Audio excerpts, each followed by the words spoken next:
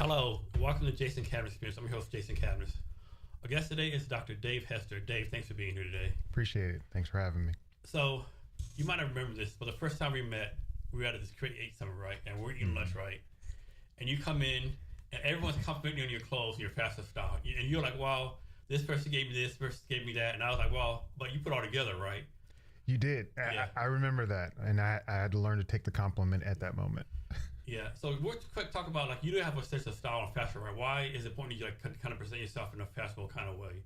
Where some people nowadays just don't give a fuck about that. So I oscillate between the two, actually. Sometimes I don't really care, but then at the same time, I know that it's an expression of who I am. And I love the little things that show up in how we present ourselves. I mean, even in you've got, skin art, so you know what it is to sometimes let your presentation present before you, but also not be so identified to that presentation. So for me, I think it's always important to, and this is just me speaking personally, to not get too caught up in it, because I've looked at a certain element of a certain fit and think to myself for hours, like, how could this be elevated? And that's unnecessary. So you have to, it's the same thing with obsessive thoughts. Mm-hmm. You got to know when you can allow yourself to kind of obsess a little bit and know when to pull back and just put it together. So let's talk about two statements that everyone says this all the time. It's either you meet someone new or you see someone you've known for a while. It's either number one, how's your day, or how are you? And it's always like, I'm good, it's fine, right? There's no really no like deep connection going on, right? Just like we're sort of like just quickly, go by. Mm-hmm. Yeah, it's a silly question that I think we've gotten used to, but it doesn't really deepen the conversation. I've learned so many cool ways to get deeper and better questions answered by people by just asking stuff like, what color is your heart today? And it takes people for a certain age, back to maybe Care Bears or whatever, their experience is. And for me, I think it's important that we ask questions that are just beyond surface level. And I learned that not just from my training, but also family. My wife's really big on that. She's like, what's below the iceberg? But we always ask, how's your day? I like asking questions like, what made you laugh today? Or, what was the last thing that you ate that you probably shouldn't? And, it gets people to think a little bit more than the automatic, I'm okay. Because I'm okay is the equivalent to everything's fine, doctor. Everything's fine. And there's so much more going on. Yeah, or I'm good, I'm fine, but I'm really not, but I don't invest the time to tell you about it, right? Yeah, and I get, and I want to be very clear, I get that some people just don't have they don't feel comfortable enough to share some things with certain people, and we shouldn't overshare. Sometimes people say, how are you doing? And then they get blah, everybody's just letting go. Like, I was just being polite. Right. I really want to know. I didn't want to know about your divorce, Ron. But I mean, you get that sometimes. Yeah. So it's about that levering, kind of knowing what's appropriate for that time.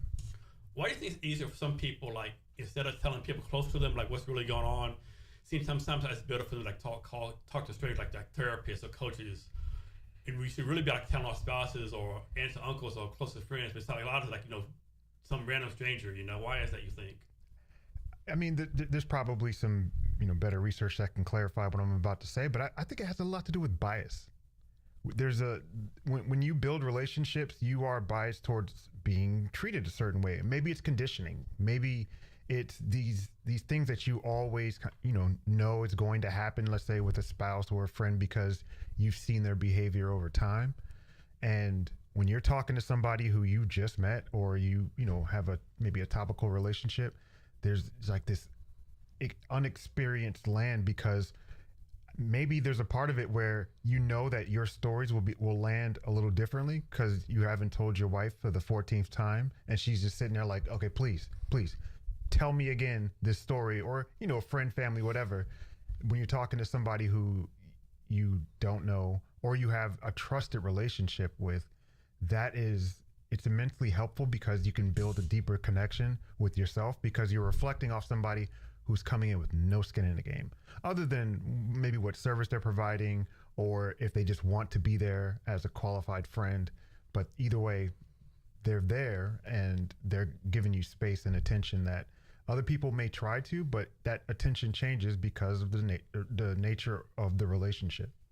So how do you handle this, right? So this was on social media a while ago, right? And it got millions of views, right? And of course, you don't know if this is real, like stage, right?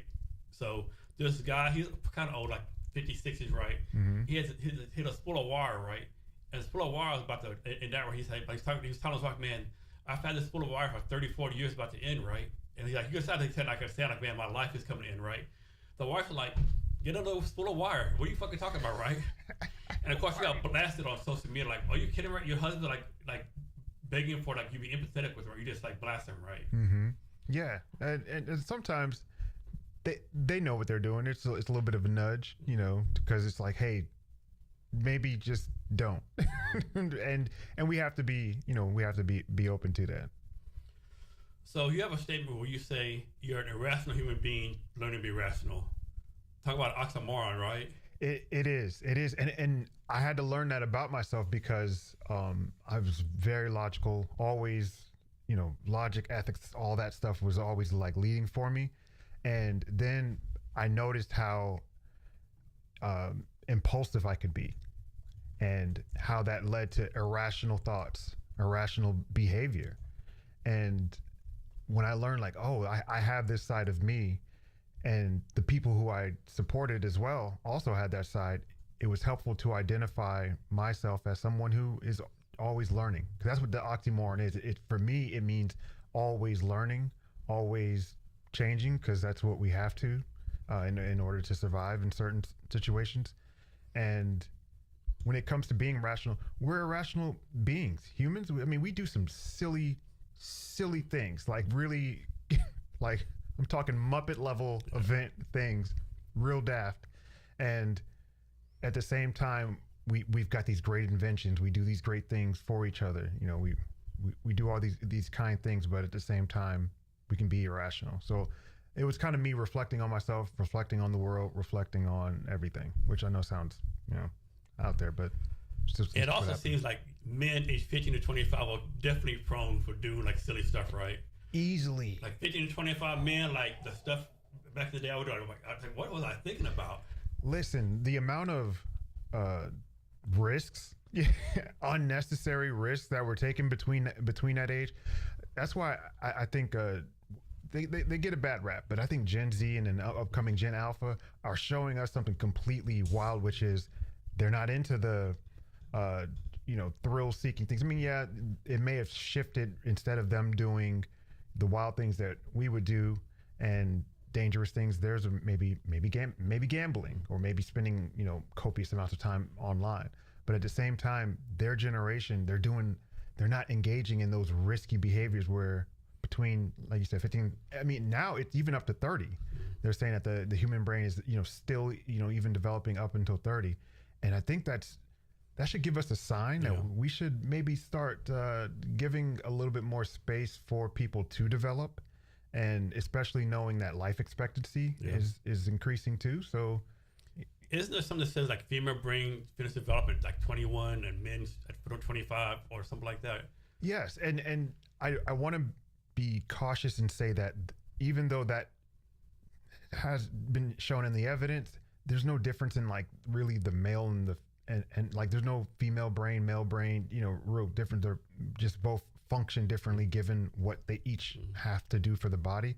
But when I found that out, I love the idea that knowing that whenever you're in classroom with girls your age in your social group, knowing that they're a little bit more advanced than you, and being okay with it, not being intimidated by it, but really being like, oh, okay, maybe Emily is getting good grades, so let's have a conversation. Emily, how are you getting there, and learning the wisdom from them? Because I think what it, and I'm just pontificating here, I have nothing to back it up, is that the women have a little bit more wisdom, like they're learning, and because they're intuitive and can feel things deeper at times than men, it allows them to advance faster because they're constantly regrowing and changing. Like, think about growing up, high school, you're like, man, all the females I want to talk to in high school, they're dating like people 4 years above them, right? Because they don't connect to the guys at their age, right? Right. Which now that you look back, do you ever think that now that makes sense? Because yeah, now that I know, now it makes sense. Back now, like, what's going on here, right? You know, right? Like, hey, dude, you're like 20 years old. Date people your own age, right?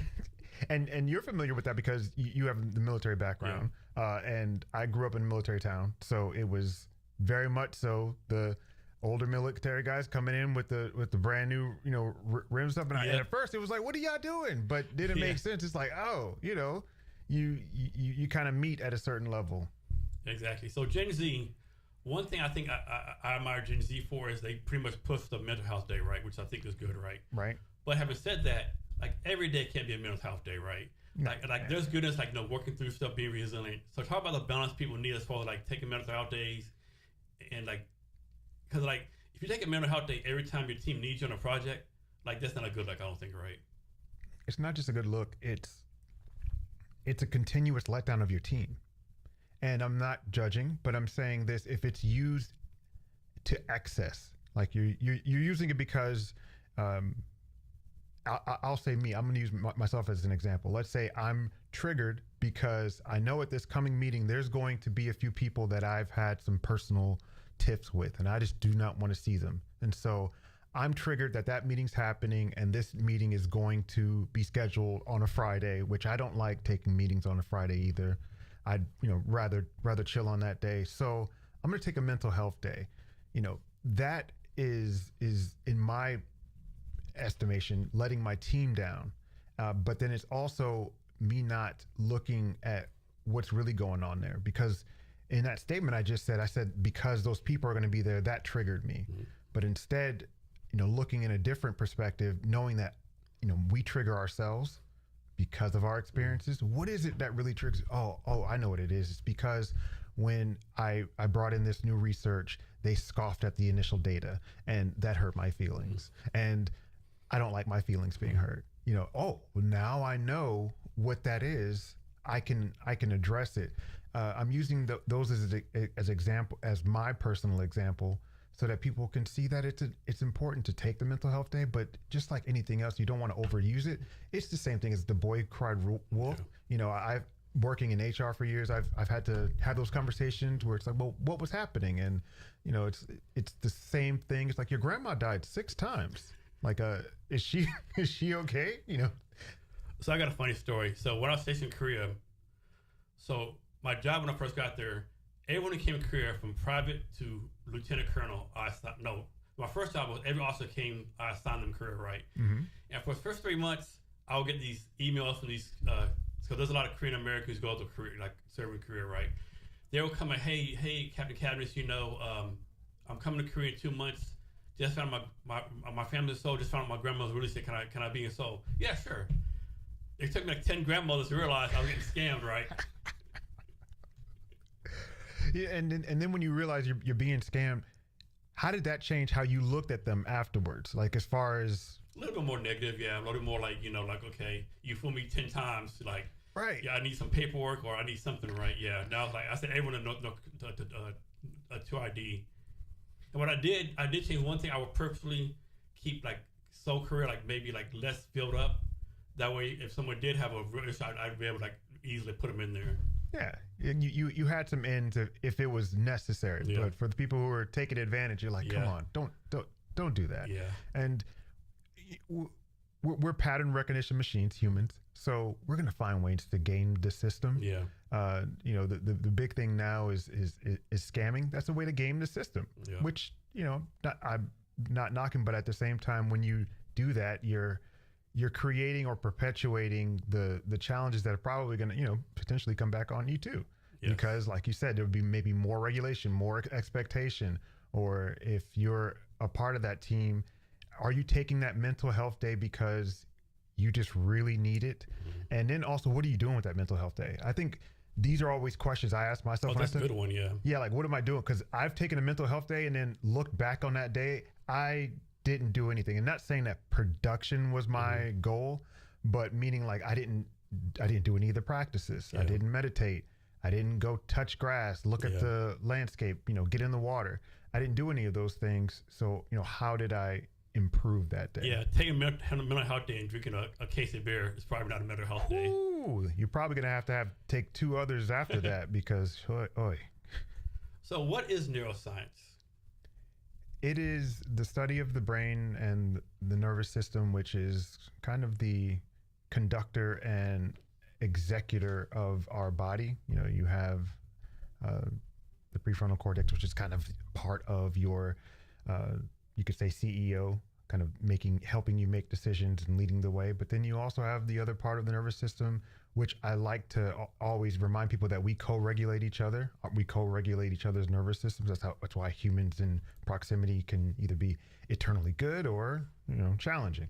But it's the study of that. It's the study of not just the neurobiology, the psychopharmacology of, of the brain and how we're influenced and kind of changed by the chemicals in our brain. It's the study of all of that. And it's important now because of, as you're aware, the proliferation of AI and some of the models that came from the research of neuroscience is fueling, different models, whether it be machine learning or even deep learning. So you always hear the statement that we only use 10% of our brain. Like, how true is that? Poppycock. Okay. Because your brain is constantly on. Like heart beating right now, you're probably taking a breath. Hopefully you are. If you're not, now's your signal to do that. Bodily functions all going. That's part of the brain. It's running. Mm-hmm. I think what they're trying to get to is that I think it's maybe even flipped. We only understand 10% of our brain. Yeah. Because even in neuroscience, in the last 10 years, man, it's been a roller coaster. Because I was interested in it before, but really jumped in 2016, and just in the 10 years. So many things have changed. You have to unlearn so much of what you've learned, just in science anyway, because you're always questioning reality, questioning what could be better. Here's one for you. So, like, every generation, there's a bunch of smart people, right? Mm-hmm. Everyone thinks these smart people know everything, right? For example, we used to think the world was like center of the universe, on and on, right? But then the next generation is like, okay, these past generations, they were like kind of dummies, right? Mm-hmm. What do you think that we just know for sure right now is 100% true that it's going to be might be proven wrong in the future? Ooh, what might be proven wrong in the future? I think, and I don't, I'm only dipping my toe in this, but I think our understanding of some fundamental physics may change as we continue to understand different dimensions, different, cosmology right now is booming. We just had all of those solar or those celestial experiences a couple weeks ago, and now there's science showing that from the black holes to the dark matter, to just understanding what's in space, not just like what's there, but what's the dark matter behind it, radiation and all that good jazz. It's so fascinating right now. I'm dipping my toe. I'm as smart as a regular person watching a Neil deGrasse Tyson. You know what I mean? Like I don't know a lot, but I do think if that changes our understanding of physics and our understanding of maybe even gravity, we can have like gravity drives or something like that. That will change how we think. I agree with you, right? This is what I believe, right? Like, so back in the day, it probably took 6 months to go from England to the United States. Right now, it takes maybe 2 or 3 years to go from Mars. I think someone's going to discover some kind of antimatter, some dark matter. Something's going to be discovered. Like, oh shit, we can go to Mars in 3 days now, right? I just think it's going to be, and things be sooner or later. Some kind of physics, some kind of like, it's going to be simple. Remember I think Endgame when Tony Stark's like flipped it. Oh shit! I solved like time travel. That's a simple thing, right? Right. Somebody's gonna do that, and it's game changer. And then what happens after that is really what concerns me most. Is that how do you contain? How do you put guardrails on? Because even CERN right now, the research that they're doing, I'm always in the back of my head, and I send all love and blessings to the world and to Switzerland, but I'm always like, what if something fucks up? Like That's Europe gone. If that happens, I hope that never happens. Here's one for you. Of course, I know how true this is. I read on the internet. But supposedly, I'm sure you watch like The Big Bang Theory, Young Sheldon. Yeah. Supposedly, there's actually a 14-year-old kid now who's actually like the real life Young Sheldon, right? Mm-hmm. Everyone sees the smartest person ever, right? So he has a theory that back in 2014, 2012, CERN actually created a multiverse, and we all got transported to this new multiverse.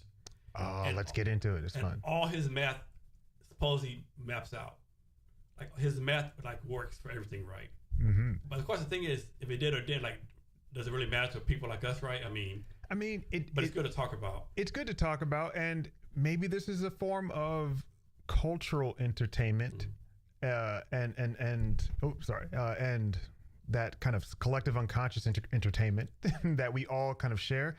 I think I'm interested to see if there's something there, because I think that it can be argued that things feel like they change in weird ways that we can't explain as humans.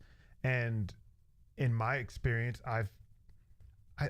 it just makes sense for there to be. You talking about the Mandela effect, right? Well, yeah. Well, that, and I know there's some of them, the Bernstein Bears, some of those Fruit Loops. Yeah, all of those, which fun. But then I'm talking about the ones that we know we're like, no, this doesn't feel right.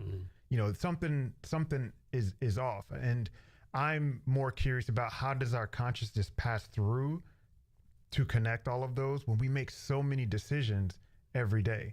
And if we make so many decisions and those decisions create, parallels or whatever, there's so many options that you've done everything. You've dreamed, all these dreams, and now you're dreaming your life now. Here go for this is my one, right? So in the Army, I had this guy, a good friend of mine. He worked for me 3 times, right? Mm-hmm. First time he worked for me was in Italy from 2001 to 2003. His son, Chancellor, was born in 2006. But in my mind, Chancellor was with us in Italy, right? Like, I would find hand on Bible and say, no, Chancellor was with us in Italy 2001 to 2003. Like, no, like Jason, he was in more than 2006. I know that. My brain says that. But like I said, in my mind, he was with us some kind of way in those years. Mm-hmm. And so that's my Mandela effect. Yeah, but so what happened there when you were explaining it to him, like, no, this is it?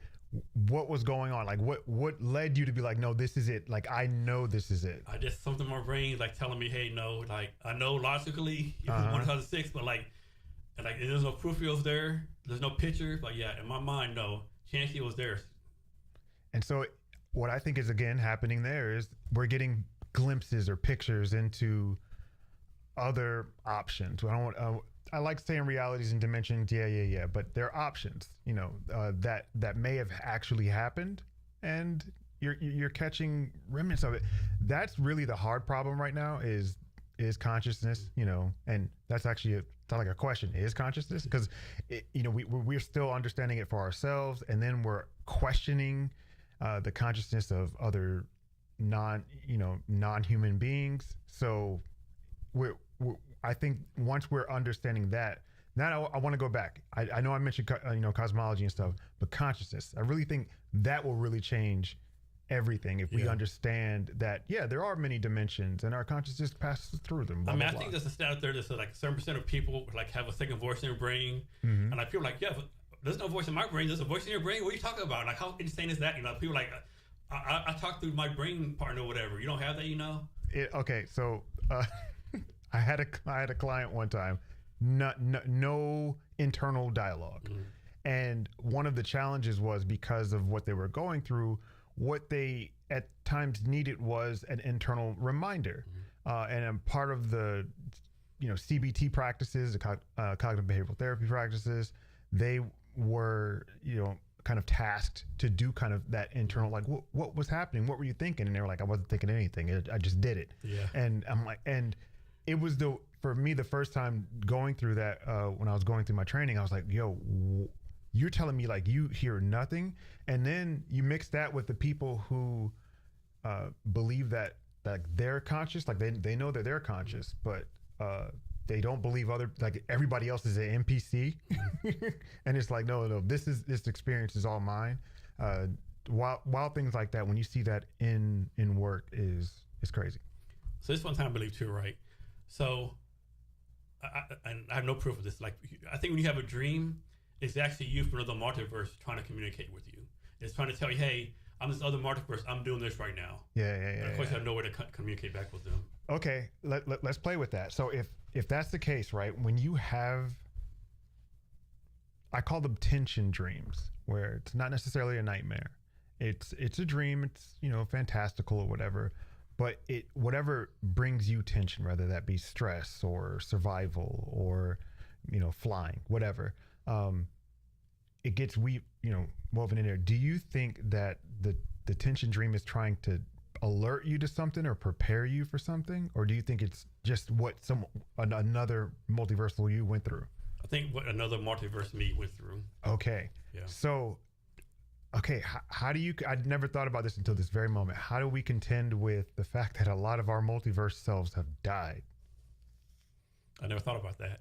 I didn't until this very moment, because if I never thought about that. Yeah. You think about it, in some of those really, really terrible dream nightmares, mainly nightmares, or whatever, you die. Yeah, I never thought about it like that. And those I guess I always thought as long as one of you are alive, all you're alive, right? I thought so too, but it's weird if you think about it. It's not careful, you know, in that if one of you, all of you, because then we all. But when I say it's not careful, I'm not careful in my dream. If one of me dies, you know, I'm on to the next one. Yeah, I never thought about that like that. Yeah, but it's interesting conversation, right? Cause like, what is consciousness? Like, who you talking to? You know, who controls you? All that kind of stuff. And another theory I have too is like, you know how there's like bees and ants, and we're like kind of above bees and ants. We don't pay mind to them any. I think there's something above us, right? Whether it's angels or God, there's something above us, and we're like bees and ants or whatever it is above us. Oh, 100%. We've made ourselves to be big because we've done some great things, humans. But we're small and fragile. There are things that we still don't understand that, like you said, it could be angels. It could be a higher dimension, so to speak, like a fourth dimensional being that had to unfold itself from 5 dimensions to 4 dimensions and kind of gave birth to the 3 dimensions that we are in, and one day may crush our 3 dimensions into 2, you know, and make us a painting on their wall. There has to be something bigger, and I think we're tuned to that. I don't know. Dr. Andrew Newberg kind of got me into the understanding of awe experience, or the brain's propensity to be, you know, to lean towards religion or communal experiences of ecstasy, and what I've learned from that is, okay, we're kind of tuned to this in some spiritual way. We still don't understand what that spirit is, but there's something up there that we're kind of connecting to. Yeah, I mean, I definitely think religion is a good thing, right? But then again, like, you know, how is that God only spoke like random shepherds, you know, in the middle of nowhere, right? And then, like, I think in Exodus, when they're doing like the Israelites leaving Egypt, several times the Bible says, and Pharaoh decided to let him go. Then God came up hard in his heart, like, you know, what's going on here, right? Like, you know. Yeah, some of this, some of the dogma, I'll say, around Abrahamic religions, you know, even some of the Eastern traditions are really fantastical. Like but the myth of it and I'm not, you know, knocking anyone who believes any of those religions. I'm just saying that when I say myth, I mean that's mixed in it too. Yeah. But then there's also these forms of control, you know, that were, because some of the stories is like, wait, where are why are all the women, what was it? Kevin Smith in Dogma had the joke with one of the angels. She said, you know, the whole book's gender bias, you know, who asked for the, you know, the head of John the Baptist, a woman, you know, who. I never thought about that. That's true, yeah. And that's always stuck with me, because it's like that is a good thing, and a good thing for us to question. I think when we start to not question things is when we get into trouble. Yeah, and like, you know, like God, if God's God, like, so you sent yourself to get killed to forgive people's sins. That's, you know, forgive the sins, right? And like, some of this doesn't make a lot of sense, right? But the thing, like, I ask people something like, do you believe in God? Yes. Well, can you prove it? Probably not, right? I think every scientific way, just like my thing with my friend's son being in Italy, right?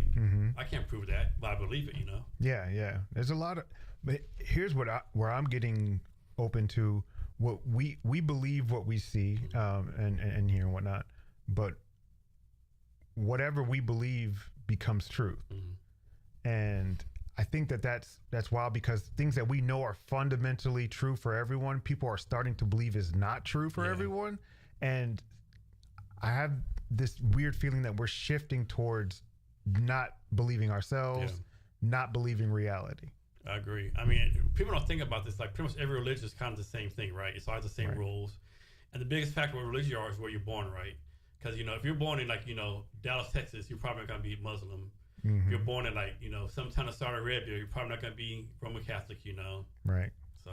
And it also depends on who's your family, what's your mother's line, you know, what language you speak. And it's so arbitrary, because you don't come into the world and check boxes like, all right, I want to learn, you know, Jainism. Yeah, I'll do that.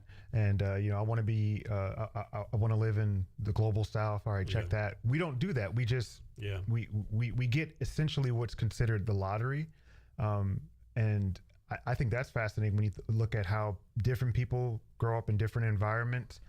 It's between the genetic lottery and then the location and the demographics. And then you also have the lottery if your parents were cool, you know, cool enough, you know, relatively cool. I mean, like, my grandmother got me baptized as Roman Catholic at like 3 months old. So I'm Roman Catholic, right? You know, I had no control over that, you know. My whole family since back in the generations in Italy been a Roman Catholic, right? So, like, it's the same with me. You know, I was baptized and I was like, hey, I didn't ask for this, but thank you. You know, I appreciate it. And then with my kids, you know, my wife, because of her mother, her mother is currently a preacher in North Carolina. So she was like, listen, this is happening. You know, we're getting the kids baptized. And I was like, all right, let's do it, because there's some power in that belief. And this community, all that kind of stuff. It is. But there's also, and this is something I always go back to, what are the boundaries I draw around that? I know it's going to sound weird. What boundaries do I draw around my religion? And that, my boundaries is like, I don't allow it to overspill to lead me to do heinous things because this document said. Didn't become a cult like things, you know, like Jim Jones in South Africa, South America, you know. Right. Or I'm, you know, hurting people or degrading certain people because of the way they present, because this religion says that I should. You know, that I despise that. I think that is silly. Again, you know, back to us being irrational beings. We think that what we learned or what we got from these ancient texts gives us and affords us the power to do terrible things, which I think the God that they are working for wouldn't like that. No, definitely. So back to the brain. Are there any stats out there that show like suppose like Tom Brown has internal dialogue, Mary Jane doesn't? Is there any stats showing like one has more propensity like doing like, you know, more illegal stuff, like more like, you know, crazy stuff? Because they'll have someone internally stop them from doing the dumb stuff. You know, that's an interesting one. I don't think that it shows a little bit more of who's dangerous or not. Instead, what it shows is how those people move throughout their day, meaning like they may have a different path, whereas more people who have that internal voice may be more prone to obsessive thoughts, you know, because they have that secondary thought. Then they could lead to, or maybe that person actually gives them bad advice, you know? Right. So, and on the other side, the person who has no thoughts, you know, they're just like life is unfolding. Because to kind of dovetail on that question, I think that, and what I hope will be backed by science soon, is that those people who don't have that internal dialogue, I wonder if their life is just unfolding for them. And because it's unfolding, they're connected to their identity, but they're really not attached because they're not being reinforced by that internal dialogue. Yeah, that's interesting, right? It's just crazy how that is, right? And then of course I read a theory like, you know, the person talking to you isn't really you, it's like someone else, you know, from another consciousness, you know, like it's all kind of crazies out there. So okay, going back to the dreams again. Sorry, I know we're talking about the brain, but and there is dream research. I mean, I don't know if you're aware, but there were companies years ago that were planning on incepting dream. I remember that. Yeah, the startup had done something like that. Yeah. Yeah, and that's not going to stop. That's on its way. And it made me think: are they disrupting or creating, dreams for, again, those multiversal selves of us? Creating a dream where I'm on a Coors Light train, and the train ends and I'm the conductor. Are they creating new realities by incepting that? So you've heard of that. What do you think about that?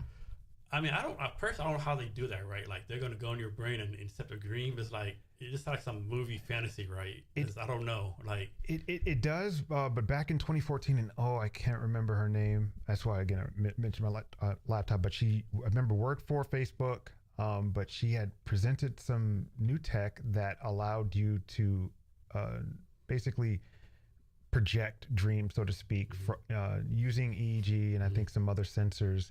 And it was a crude kind of rendering. This was almost 10 years ago that I saw this, and it's not so far-fetched. It can be done non-invasively, meaning using sensors on your head or maybe even audio. We already know that people are susceptible to suggestion when you're in that what they call like a hypnagogic stage. Yeah. It's that place where right before you fall asleep, you're like, oh, I'm falling asleep, but also kind of wild, like what's happening, and then you don't know what's happening. And things like that. How many of us will actually want our dreams to be public knowledge, right?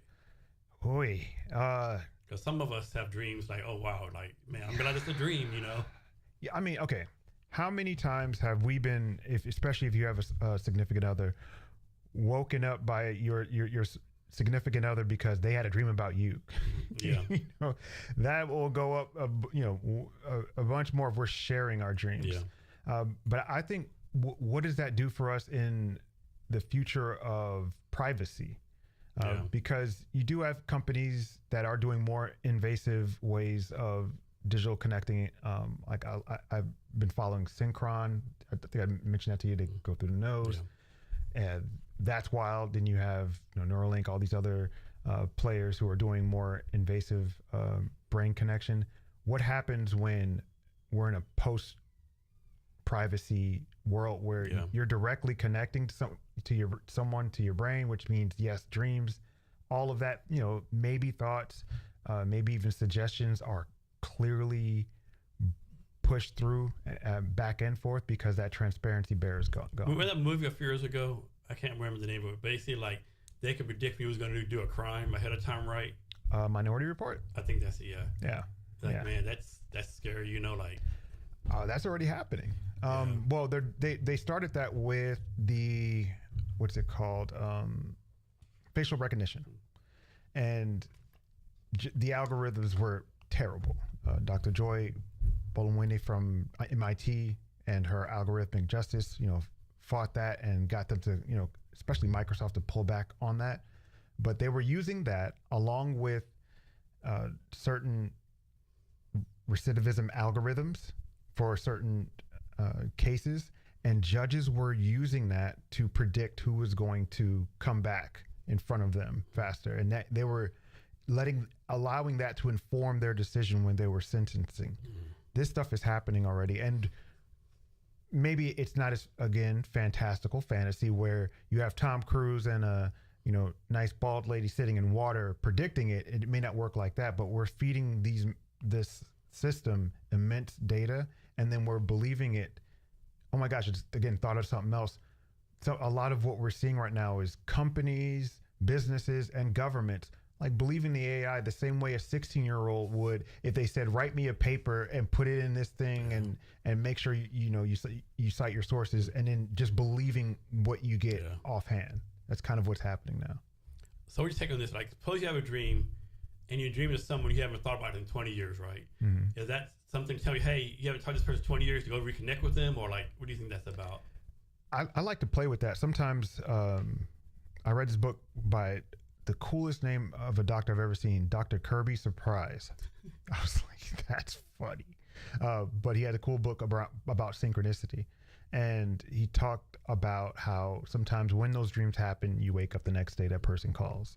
And Dr. Julia Mossbridge, who I had the wonderful opportunity to meet a couple times, through her research and her career, has shown that there's some evidence, to extrasensory perception. I'm not saying like pure telepathy, but it's a possibility. We haven't completely ruled it out. But I think sometimes it's a notification that this is something within your subconscious that hasn't been addressed, or maybe has a connection. I like playing with synchronicity sometimes, which is really wild when you can almost think of a certain person you haven't talked to for a while and make them call. I might have made somebody do that just now. I don't know. I'll see later probably. But yeah, I just think that we have a little bit more power than we think we do. So this is something I can do, and I think it's a term for it, right? I don't know how common it is. Like I can be having a dream. I can wake up, go to the bathroom, come back, and go back to the same dream. Oh yeah, lucid dreaming. Lucid dreaming, I can do that. Oh yes, lucid dreaming is fun. Is that common or? It's not, but it can be trained. Okay. There's parts of basically like I really focus. Man, that's a really good dream. Let me get back to this thing, right? It is. So there's some. What is the word I keep coming to is incantations, but it's not magic. It's anyway. There's some chants that you can say before you go to sleep, such as "I will remember my dream," or even if you aren't, if you want to go back to the dream, you can tell yourself, I am dreaming, or I am returning, and doing that, 5 or 10 times, and then just letting it go. And if it doesn't happen, trying again, not being deflated if it doesn't happen on the first time, because it's a trained practice. But I've been able to, and I've, just around study or dream research, have had different accounts of people being able to go back into dreams. But then in lucid dreaming, which I love about it is you can always change certain things, and it helps people who are dealing with nightmares, because in lucid dreaming, first you can prep outside. There's a therapeutic practice that teaches you to prepare outside, kind of imagine what you want to be dreaming about, and then when you go back in, practicing that out. So for me, if that was a fear of roller coasters, didn't like heights, didn't want to do it, practicing that, okay, I'm going on this roller coaster, it's going to be wild, I'm going to be in the air, but I'm going to make it. I'm not going to, freak out or die or something like that. So I heard example how dreams stay with you, right? So I was like maybe 8, 9 years old, real young, right? And me, my mom, stepdad, and sister, we watched the scary movie, right? Mm-hmm. And the scary movie, the family was supposed to take the concrete road, they went down the dirt road, right? And so it was like Riddler's Road, a bunch of demons everywhere, right?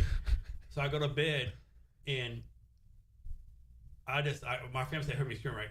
In my mind, I seen a demon coming, like going through my window, right, and get me, right? In my mind, I can still have the demon in my mind, just claws right at me. I'm just, like I screamed so like the neighbors came, right? But I know it didn't have my mind, like, man, like that shit really fucking happened, right? Right. And that's the difficult part of sometimes is when you wake up, like, am I awake?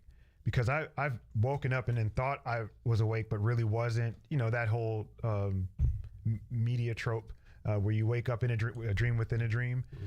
But when it happens in real life, I've had it like that too, where it just shocked me. And then what's even wilder is that your body is responding like you were in complete danger.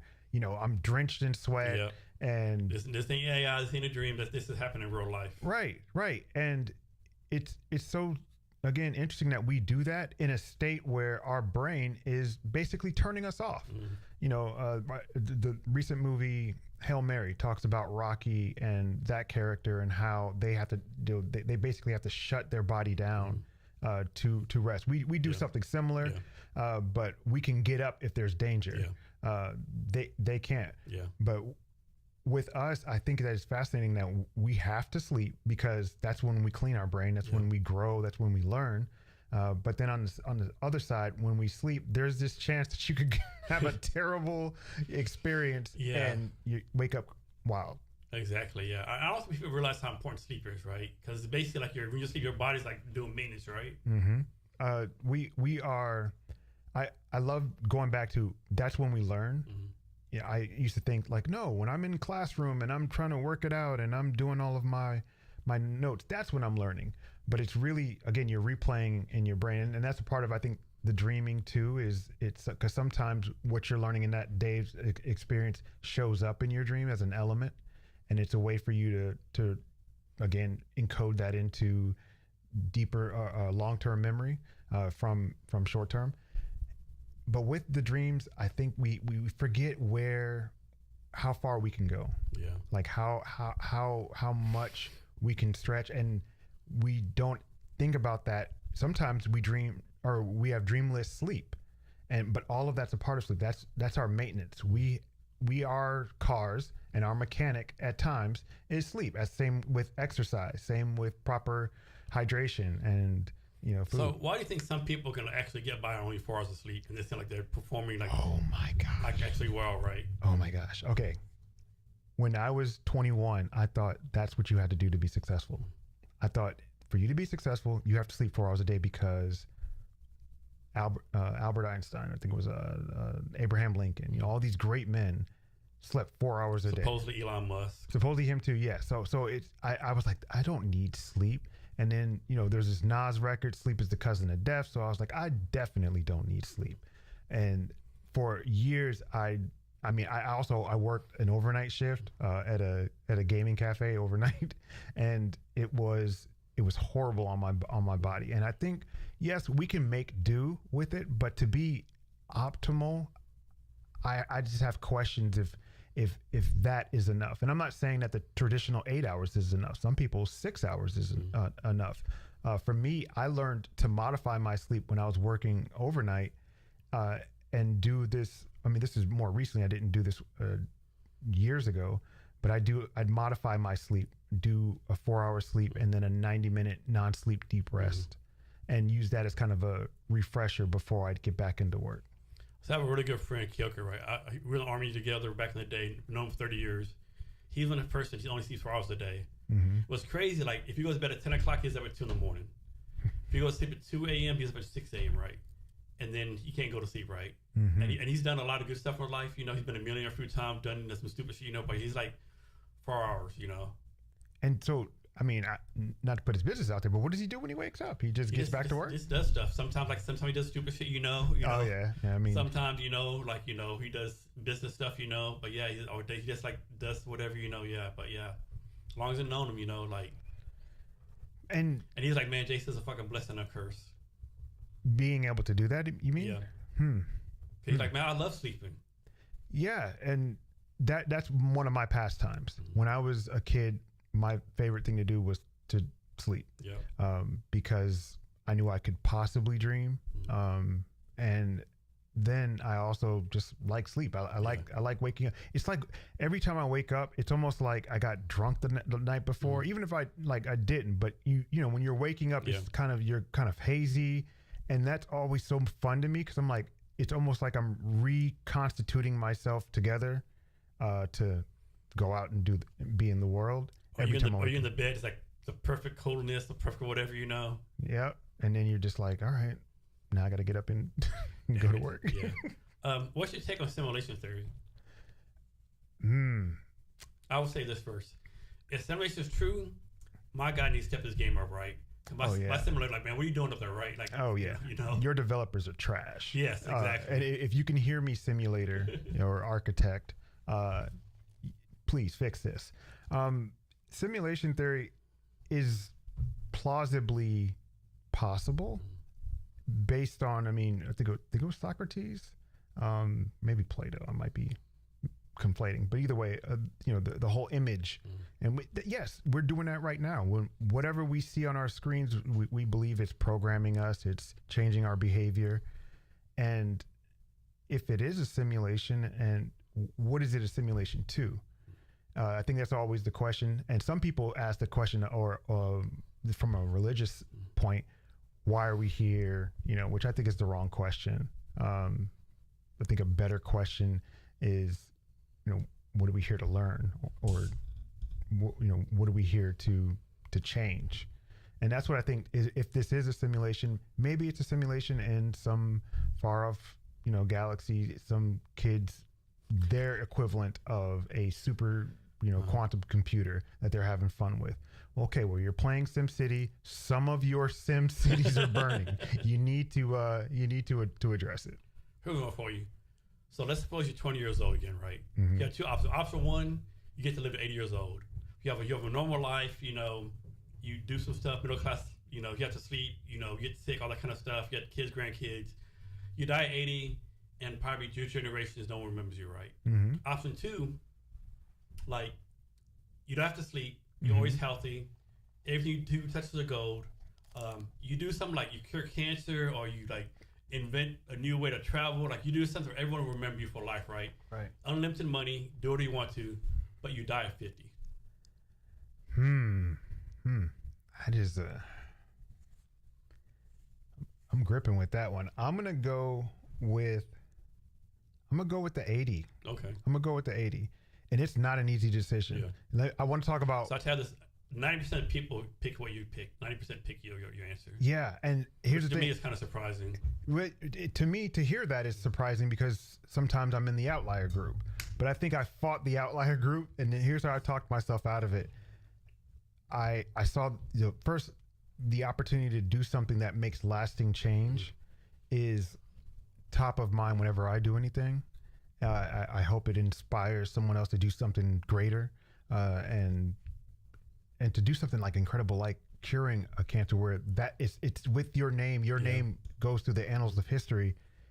Is fascinating, but at the same time, what I also saw out of that question is the allure of celebrity, and I challenged that, and that's why I went with the 80 portion. So one reason people say they pick the 80, a lot of people say like all the other stuff's fine and good, but like I want to be there for my kids and grandkids growing up was like the number one answer people gave to don't go to 80. Oh my gosh, my kids are going to hate this. I did not think about that. But I want to see them grow up.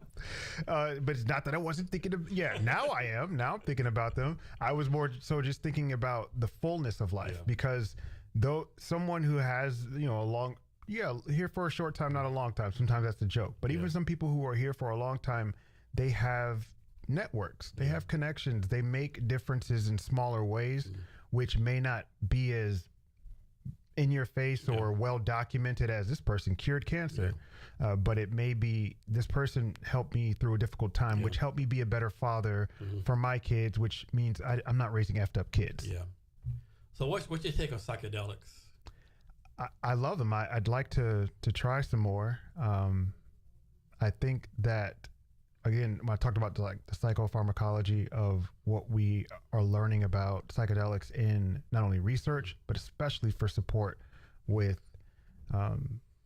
just changing how we attach to our memories. Because that's what's happening, I think, for the most part, when you're talking about trauma, rather especially for combat vet trauma, sometimes those memories are turned on and you don't want them turned on. Sometimes you're turning them on, and each time you're reliving, and we talked about how your body responds, you're reliving exactly what it is. And the way that psychedelics just pauses that and then allows you to shut off parts of the brain and say, what are we now going to reconstruct? Are we going to reincorporate this memory? So maybe imbue it with a little bit of love, of a little bit of this is all you could have done, whatever you need to get you through. Or are we going to alter your, connection to it? And that's in a therapeutic sense. But in the psychedelic sense, I think we also have to move more towards it being plant medicine. The indigenous people who are connected to this need to be in the forefront of not only research, but administration, creating spaces for people to go where they can be safe and do this. I think we're on the precipice, because I saw for the first time somebody sent me a link and it was like, just order your psilocybin online. And I was like, the what? Like, so the feds can watch me? What are you talking about? But we're on the precipice where it's going to be profoundly around. And we need to educate ourselves on what it does. Know yourself. That's the biggest part, because of the chance for psychosis, the chance for unearth mental health disorders to stem up. You got to know yourself, know your history, know where you're at before you're doing it, and know the people that's making the space around you. Now, with that being said, I haven't experienced, I've only experienced psilocybin, and I use what is it called? A book called Diamonds from Heaven. It's about a clinician's LSD journey. I love it because it brings more of a scientific approach to psychedelics and plant medicine. Now, there's another side of it, which we all know, which is the social part. That's the the raves, the parties, the hey man, I just dropped some acid, and we are about to watch the Shins, or I don't know, watch some Rick and Morty or something. Oh please, okay, that'd be insane. Watching Rick and Morty. Listen, have you seen this last season? Yeah, this last season, I think for me, it brought something back to the fun of storytelling. Yeah. And then that was definitely missing. I think season 7, 7, 8. I think. Right, yeah. And it for me, I now, which is so weird. I have caught a couple of episodes with my family around. Usually, I'm just watching. Yeah. But now my family will maybe watch an episode, and we can see the stories that it's telling, and then the stories of growth, especially for Rick, who just cared about nothing to show us. Yeah. Even as experiences of that show, that you matter, but also you don't. Yeah. And play with that, but know where you are and do better for your family. And man, how fucked up is Morty in the head, right? All the shit he's done through, right? Man, the last one really showed how they've not flipped, but how much they've influenced each other. Yeah. Because Morty was always looking for more empathy, like, love me, Grandpa, see me, Grandpa, be cool, shoot, yes, pick me energy, whatever. Yeah. But then on the flip side, now Morty's corrupting people. Yeah, I know, right? The empathy, was it the empathy, not demon, but the warm, whatever it was. Yeah. Yeah. I remember, yeah.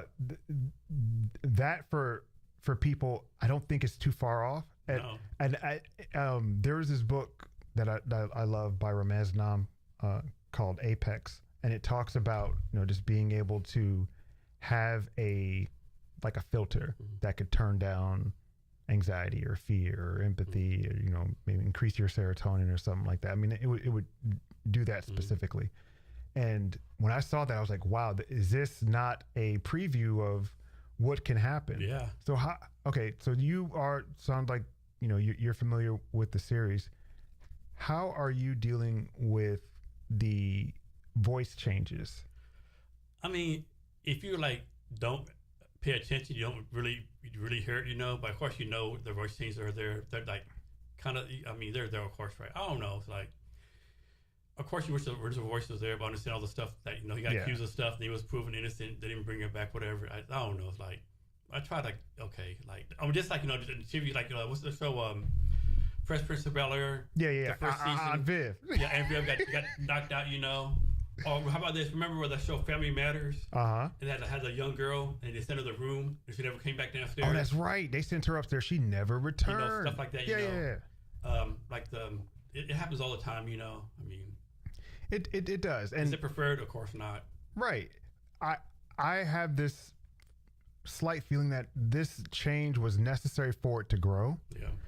Because the previous voice actor, I felt like a lot of that was rooted in some of the pain that Rick was experiencing, the alcoholism, the loneliness.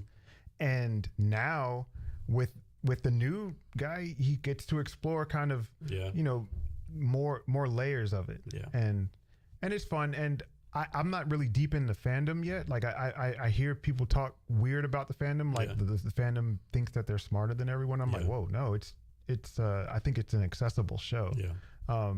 But of course, Dan Harmon, the creator, also made Community, and they made a new show I think called President Curtis. So President Curtis is. I haven't watched it yet. My again family. My family was like, hey, because it came right after. So they're like, let's check this out. President Curtis is one of those unusual rides because it mixes in so much government. With mystical, and a lot of cultural quips, but yeah, it's. I agree with the initial episode, not to spoil it, but in the episode Rick and Morty, they show up and they say they'll give it 10 episodes. Yeah. So we'll see. And so one thing, remember, I can't remember what season it was when Rick killed Rick Prime. I'm like, man, what do they do next, right? Because all this here was built up killing Rick Prime. Mm-hmm. And then even more. So I don't know. I think they've done a good like going past the killing of Rick Prime, right? Yeah, they've created additional off ramps for them to explore deeper relationships with the family. And I think that's what's really been unfolding this whole time. We're seeing these different adventures, and I thought once they killed Rick Prime, it was over. You that's the end. You know, that's the same way I felt. I think it was of Supernatural season 6. The episode's called Swan Song. I was like, this is it. This is it. We don't need it anymore. But even though the rest of the series is excellent, and because they did that, because they brought in evil Morty, and it again, I think corrupted the Morty of this universe. It's just showing how everybody's influencing or changing each other. They're all having an influence on each other. But let me ask you this, and not to put a lot of pressure on them, but what do you think about the transition of Summer? Summer to me has become worse than Beth as far as like sociopathic tendencies. Yeah. You know, just no regard for other people's lives. I mean, when your grandfather gives you fucking Wolverine claws, you know, that's true. What do you expect, right? I mean, basically, she has all Rick's secrets. Like, when something goes wrong, she's the one who, like, punches the buttons, you know. Oh, Rick, you died again. Let me do this, you know. Yeah. I mean, but, again, not to spoil, but I will. If you in one of the episodes, she's writing Rick on the recent season. And the best part of this entire season was when the body gave Summer a hug. And she just kind of, like, melted for a moment. Yeah. I send that to people all the time. It's like, you know, give somebody a hug. That accepts it. Yeah. Don't go out, you know, eliciting or giving out unasked for hugs or unsubscribed to hugs. I remember this one episode where like they had the incest baby, and they were doing stuff, and Summer tells Beth, "Mom, I promised to use a condom even with butt stuff," and Beth's like, "Young lady, we need to have a talk tonight."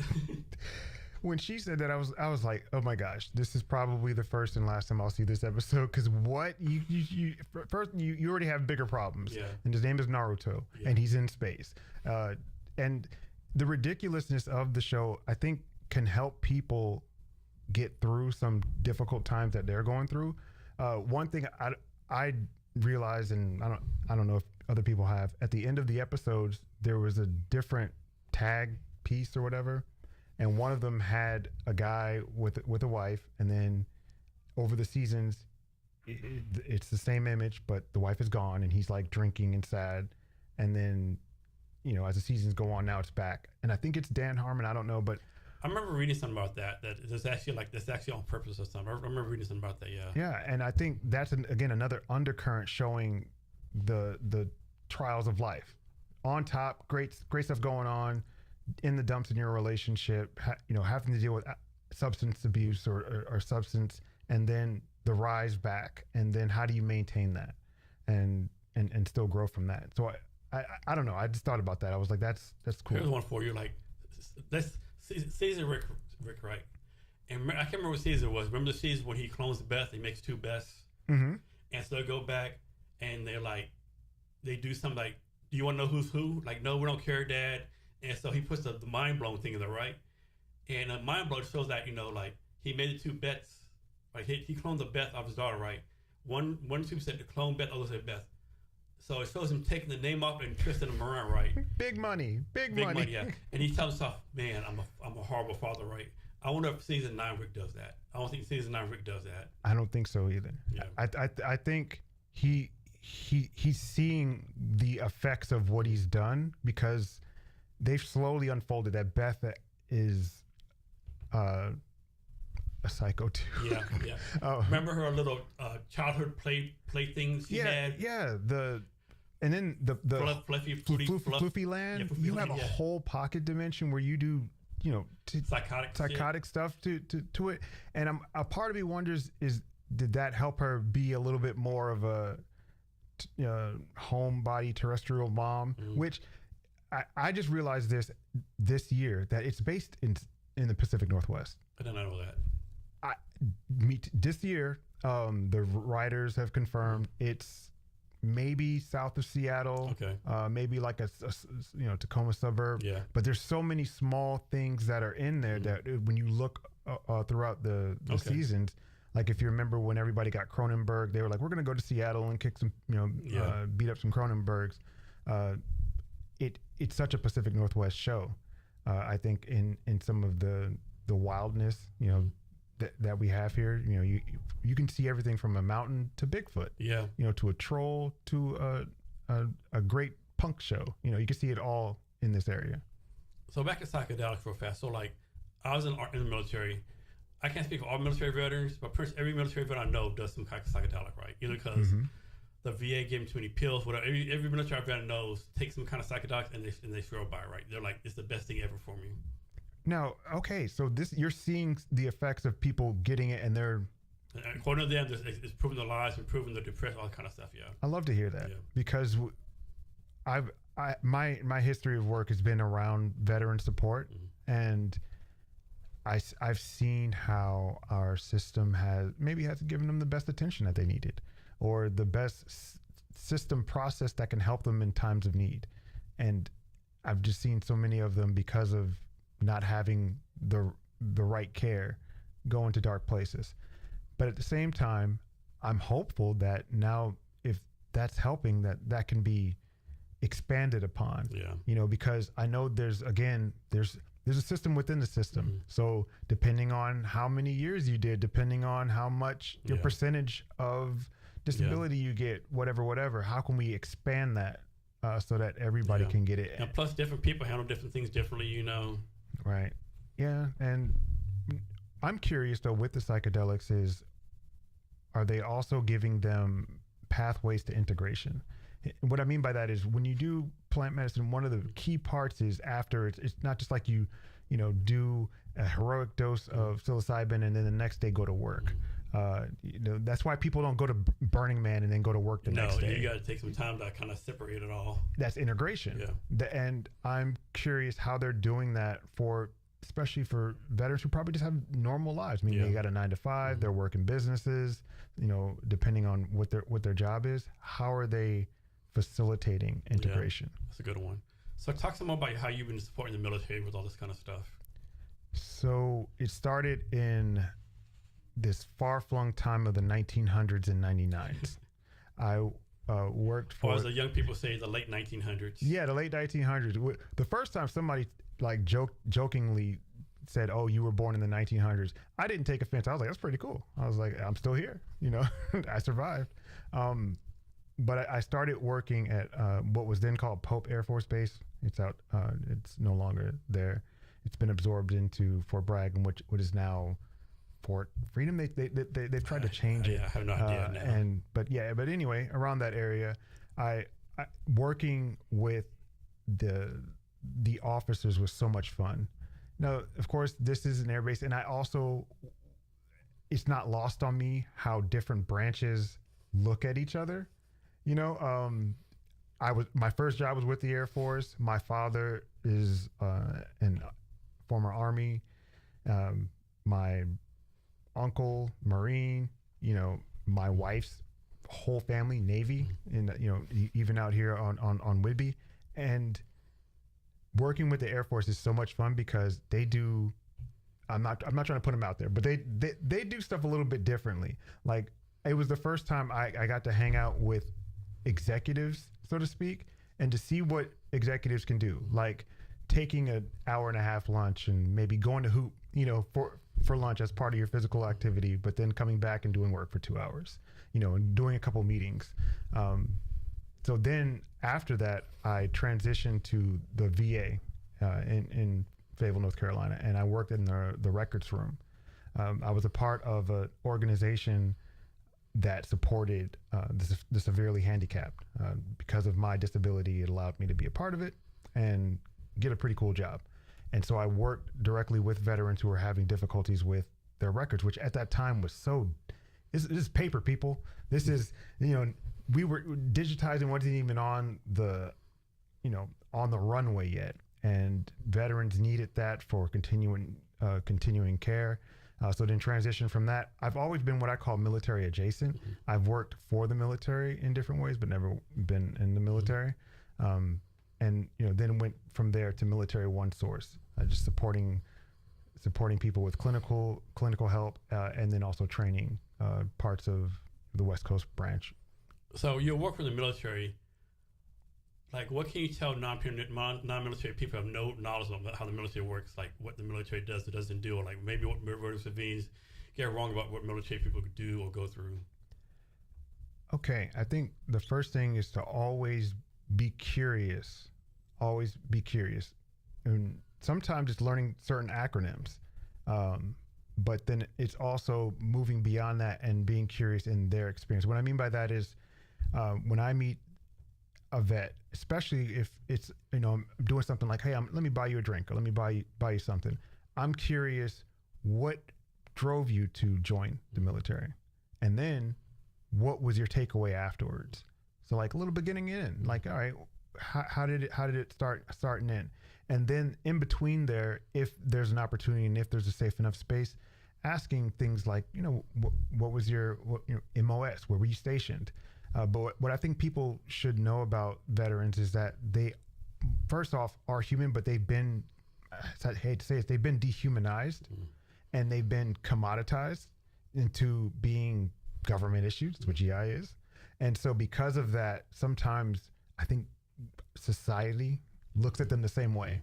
They're disposable, go send them to war, whatever. Oh, you're back, you heard about, and that's contributes, I think, to them being invisible when it comes to their pain or what they're going through. And then that's why I say be curious, because so many of them like to do fun things like paint and sing and stuff like that, but are kind of made to think like, no, they're supposed to be this way. And I think a lot of military veterans struggle with. In the Army, they have a purpose, blah, blah, and they get out like, oh shit, what I do now, right? A lot of military veterans struggle with like trying to find a purpose. They do, but there's so many programs. I mean, of course, the military has their transition program, which is helpful. But then there's other programs that I think are coming up, including like men's groups, which filter into that, because there needs to be life after retirement, and not only after retirement, you need to be able to create the next 20 years, because your first, let's say 20, 15, belong to your connection, belong to Uncle Sam, so to speak. What is sometimes lost is people end up in this space where they're transitioning from the military, they don't know what to do, and then they get out and they're just lost. They're used to the the structure. The military, like, you do PT at 6:30, eat breakfast at 8, you go to work, you do this. You do move a lot, but the military takes care of your move, right? Everything's controlled, right? So you get out like, what do you mean I got to move myself? What do you mean I got to do this? Like, what do you mean? Like, for me, for example, Army as an officer, right? I would tell, hey, like, put together this PowerPoint slide for me, Excel sheet. First job, like, oh shit, I got to do this myself? Like, man, I realized I never learned how to do PowerPoint. Never learned how to do Excel. Like, because you had somebody to support. Yeah, and that's always funny too, because you're sitting there and you're looking around. And you're like, wait a second, I got to pay rent. We don't get quarters anymore. Like small things like that I think. The amount of tax you pay after you get out. Oh my gosh, that was the biggest shocker to me. Listen, especially on like retail items, the PX used to be. It's oh no, we're not getting it there. You're going to the PX and the biggest thing is the liquor store. Oh my gosh, alcohol tax, man. Oh, did they call it the Class 6? I don't think it's called Class 6 anymore. Maybe it is. I don't know. Okay. All right. But one change just happened recently, right? You know how back in the day, Class 6 was open 24 hours a day? Yeah. It's only open like regular hours now. Oh, wow. So no more going in a Class 6 and a case of beer and a bottle of Jack Daniels at, 4 in the morning anymore, I've heard of those runs, those beer runs, and it's like, you guys are getting more than beer. It's 4 in the morning. We are still going? Like, we need to go to sleep. I remember those days, yeah. Yeah, and I know why that they've limited that because of the challenges, but they're going to have to, I don't know. Wouldn't it be wild if the government starts to administer psychedelics as a form of, not a form of reprogramming or maybe reprocessing, I mean, I think they've done experiments in the past, right? CIA done stuff like that back in the day, you know, yeah. And then there's another thing that's called, what's it called? It's not called ketamine, something like that. Ketamine. But there's something else. It's something gain, whatever. I can't think of it right. But there's a guy, he used to be the governor of Texas, Rick Perry, right? And Rick Perry is the most conservative governor ever in Texas. He's a big proponent of psychedelics. Yeah. Like the specific one he does, he goes on Joe Rogan show and talks about it. I can't think of it. It's like this off the wall one. But it does like really, but it's mainly like brain trauma is what it's focused on. Mm-hmm. Yeah. And that's what I mean by reprocessing some of that brain trauma in the moment, meaning, you have a difficult situation, maybe a unit in theater right now, and they experience, casualties or something like that. And now they got to come back. What if it's supported and used? Yeah. The challenge there, and what I hope would happen, is it's used ethically and responsibly, meaning, you're not going to force, but we know military, my father, everybody I've talked to jokingly tells me they don't know what's inside them because, there's so many shots. And all of us had a little scar on our shoulder, taking the shots, Right. And you're just like, which one was that one? Yeah. And so I hope it's administered in a way that's supportive. And so back to the brain, how does this work, right? And like you're somewhere and you're like, okay, shot glass, and then Pokemon, and then Dallas Cowboy game, and then childhood memory, and then all these memories come back, but none of them had nothing to do with each other, right? Mm-hmm. What's that about? Think of it like echolocation. The brain is consistently connecting, specifically through the fibers in between the corpus callosum, and it's just like a super highway. So we're still understanding where memories are stored. There's different parts, but the brain works together. It's all a unit, so to speak. What's happening when you're bouncing from that is you're activating a section of neurons or a section of cells that have worked a lot together. And since they've worked a lot together, when you activate them, they start to tie. They start to get stronger, especially when you're talking about connections to sports teams, to Pokemon, to different salient things that are in your environment that you may have had a history or experience. What's happening there is what I like to call the superhighway. We bounce from different things, and that divergent thinking, especially when it's divergent thinking, because what you were doing is kind of like memory identification. Like, this is something that's a memory of me. But when you're sitting maybe in a shower and then you start to think about an idea that you had and you're like, how am I going to make this work? How is this going to come together? And you kind of let it go. And then that divergent thinking bounces in, and next thing you know, you have this brilliant idea. That's a part of what the brain is doing. It's constantly superhighwaying, making connections, and bringing up our history, our memories. What is interesting is when you can divest from those memories. And when I say divest, I mean, for me, seeing the Cowboys reminds me of my uncle and my mother and their love for the Cowboys, and how much they despise my father because he's a Giants fan and has a whole Giants room, and let's go G-Men. So, but what it makes me think is when I think about that, when I divest from that, I can look at that memory as something that happened without me being so centered in it, even though I said it was my grandma, my whatever, but me not being like completely enthralled in that memory, if that makes sense. Something you can play. I like to play with. Here's one for you. So, do people with bigger heads have bigger brains for mean they're smarter, or just as a bunch of wasted space they have? It doesn't. Yeah, there is here's the thing. It's always, there's some evidence to it, but you look at like some of the largest mammals on the planet, their brains they're not as formed as ours. Because even though our brains are stuck in this little gel hole, it's really crushed together. It's really tight. It's it's not smooth. There's a lot of hills in our brain. I don't think that there's a lot of evidence to that. I think once you get past a certain level, yes, there is evidence, but once you get past it, it doesn't really matter, because we're already seeing now where people are being born with abnormal sized heads and brains, and depending on their body size, that may be detrimental to how they function. Like, they may have a big brain, but if your body's needs more nourishment, or your brain takes up a lot of our energy. Yeah. So if it has to commandeer some of that energy to put it into your body to keep that going, it's gonna fail your body, at least. So I might be making this up. I remember hearing or reading where like there's a tribe in the Amazon, right? Like like no one really sees them right. They got studied, and all the senior people in the tribe, they actually drew holes in the skull to let the brain breathe because they believe if the brain gets out, the brain enlarges and it makes them smarter. Wow, where did they get the drills from? That I don't know. That's a good question. I think this is like the hammer thing, you know.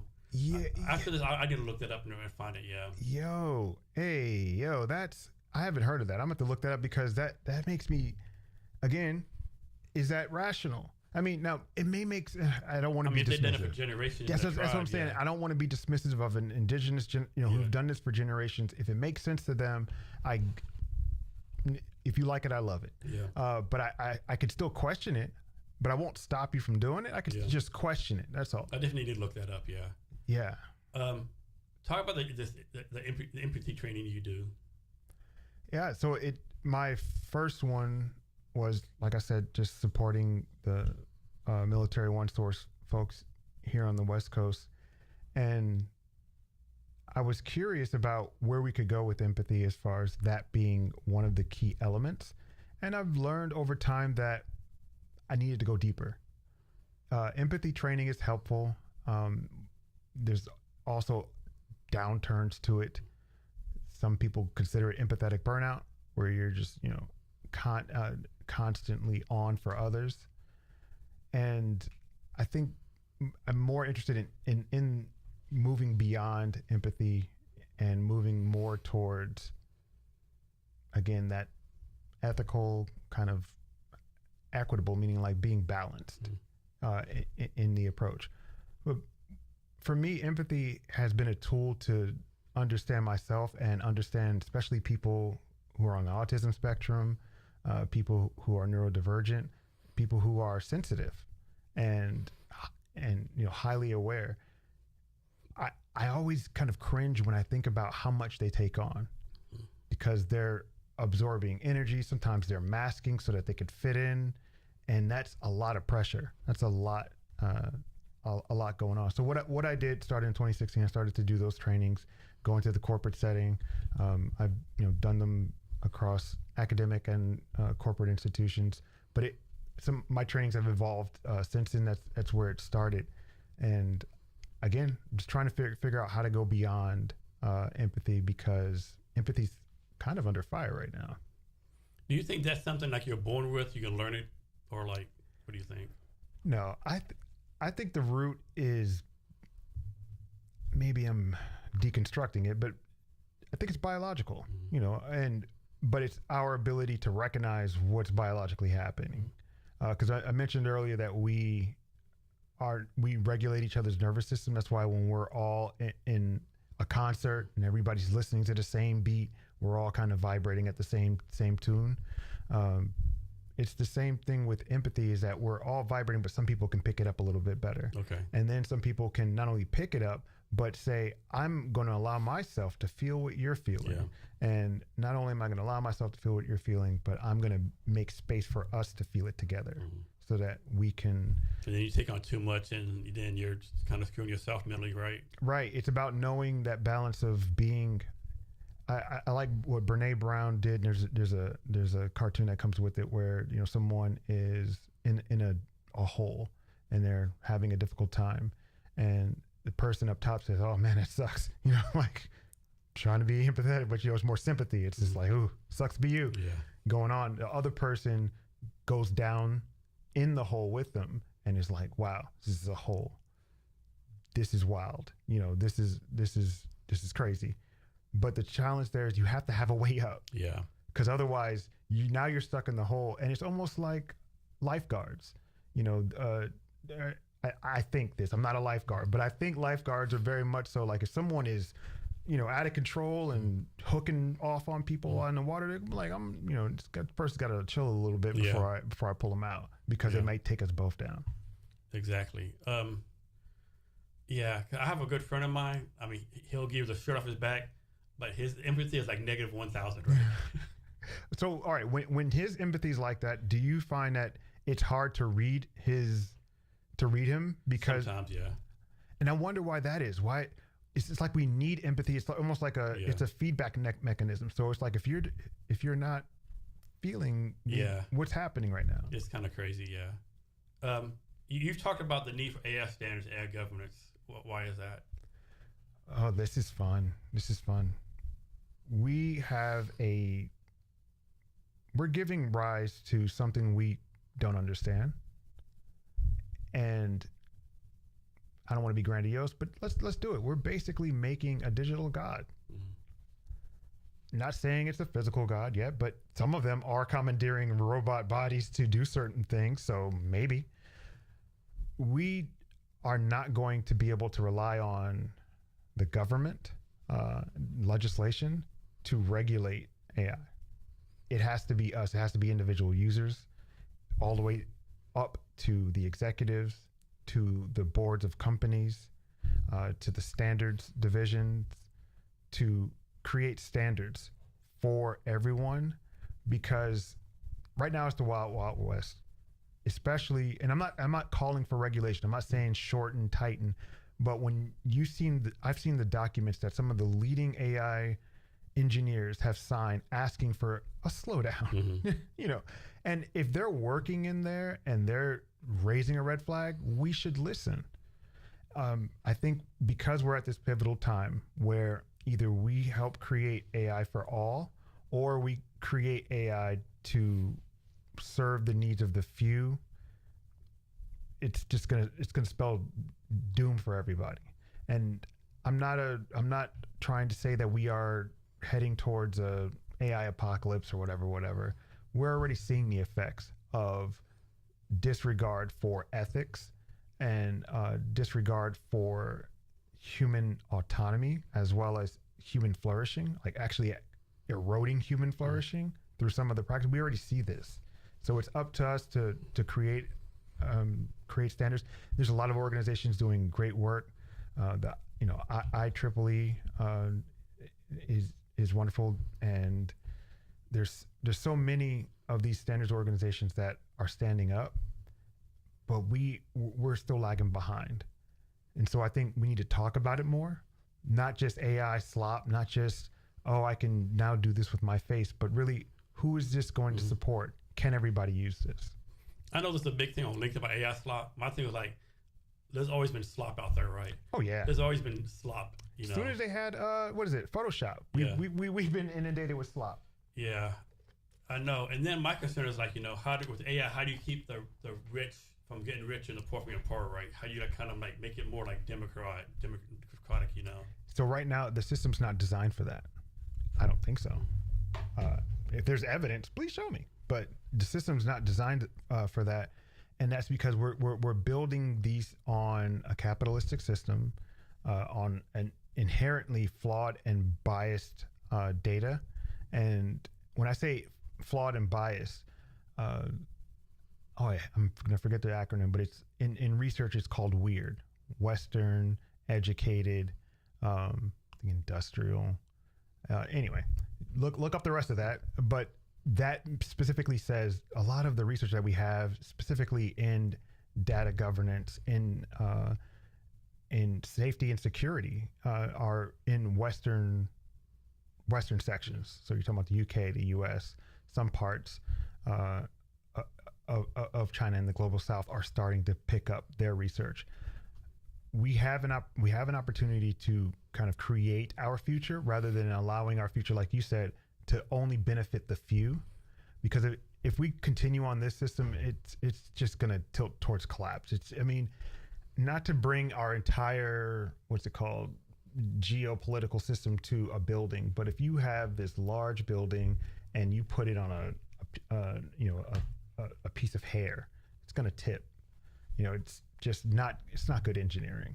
But also we get more together, and I think that's what we're missing when the rich get richer and the poor get poorer, and the wage gaps and all that, is that we're finding solace in exclusivity and luxury and pushing certain people out because they're untouchable or unmissable or whatever. And we think we're finding peace that way, when in actuality we are contributing to our own demise. One thing, like you said, like there's Grok, ChatGPT, Claude, Gemini, and then it's like the open source models, right? Like, what's your advice? Like, there's a new model out every day, right? So like, every day. Like, and really, you can't go from model. Model, it takes too much to learn. So someone just pick like one of them, stick with it, or what's your advice on that? My advice before you pick a model is to read their terms of service. Ooh, what? Right? Because no one reads those. We don't have time. Or read the term of service privacy policy, and there's AIs to help you with that. So it's not foregone. And then look for their. So Claude has this thing in the community I'm with. They call it the Claude Bible, and you can go to Anthropic's site, and they have it just written down exactly what they want Claude to be. What are the guardrails for Claude? How to identify and kind of push out the bad actors and the challenges that could come from Claude. Look for that before you join. And then when you join, be cautious about what information you're feeding into it. PII, personal identifying information, or personal medical information. Be careful of what you ask and how you prompt. And security is always, big on me. So like you said, there's so many coming out. Like there's one by Proton called Lumo. It's supposed to be a little bit more secure. But it also depends on what do you need the model to do for you, because all of these models are either, in my opinion, cannibalizing each other, or you may have a novel one that's built specifically for one thing, but you need to know what that one thing is for, because you don't want to just start asking about cosmic experience to an LLM that is all about finance. Yeah, I can imagine. ChatGPT, tell me about LSD. Right. The police have been notified because LSD is illegal in the area. We have your email. They will be there in 5 minutes. Do not run. We know where you would go. So I put this from somewhere, I think on LinkedIn, but it says our core mission: elevate human potential through the thoughtful integration of technology and wellness practices. Can you expand on that? Yeah, that's I see our future. We have a need to not only create possibilities for incredible healing, but incredible growth. Things are going to be moving much faster. There's going to be more disease and pandemics. How are we going to mentally be resilient and do that? So the way that I approached how to distill that was work with organizations that are either public benefit corporations, or that they're about connecting people, or uplifting humanity, creating inquiry into the human experience, into consciousness, but then also building systems on top that create pathways for people to get in and support for them to go beyond. It's a bunch of big words for me to say. I've done everything from seminars, keynotes. I have proprietary frameworks, but working with the organization Life Guides has been one of the pivotal parts of me reaching my goal, which is, again, another public benefit corporation. It's a peer-to-peer learning platform where you connect with someone who's been through your life journey, and just joining with that team who they're just dedicated humans trying to make the world a little bit better, because we recognize that we all need a little bit of healing. We need to get through it together because isolation is real. And sometimes we may not have access. And so that's what this was for. It's for access for everybody rather than access for a few. Because I've had executive coaching. Heck, one of my colleagues is about to go over to Tony Robbins. These are the access that I have, but that's me with my privileged position. There are others who don't have that, who maybe not only don't have that, but may not even look to see that as an option. They may look at the beer or the substance or doing nothing, as an option. And so partnering with organizations like that, with, the IEEE and all these other, acronyms that I can throw out, are all part of my aim to build better systems for us to be prepared for technology's growth. And I'm going to get really, really James Cameron for a moment.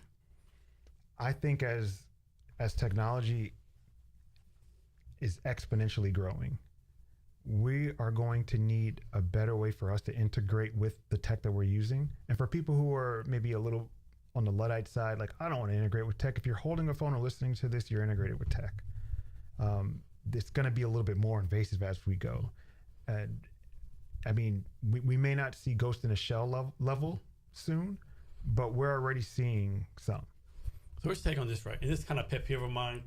So United States, there's this big anti-data center thing going on. Mm-hmm. No data centers here, right? But like, I'm not seeing you saying you're not going to go to Google no more. I'm not seeing you're not going to use, because I mean, it's the backbone of our daily life, right? You have to have data centers somewhere. Of course, what's the thing? No one wants a homeless shelter, drug shelter in the next neighborhood, right? Yep. And they talk about don't put it on farmland because the farmers, right? But we have to put it somewhere, right? I mean, like we're not going back to 1982 with no phones, no whatever, right? Yeah, and that's what people have to understand is the genie's out the bag. The genie's out the bag, and also you can't wrangle a sun. We don't have a Dyson sphere yet, so we cannot wrangle the power of a sun.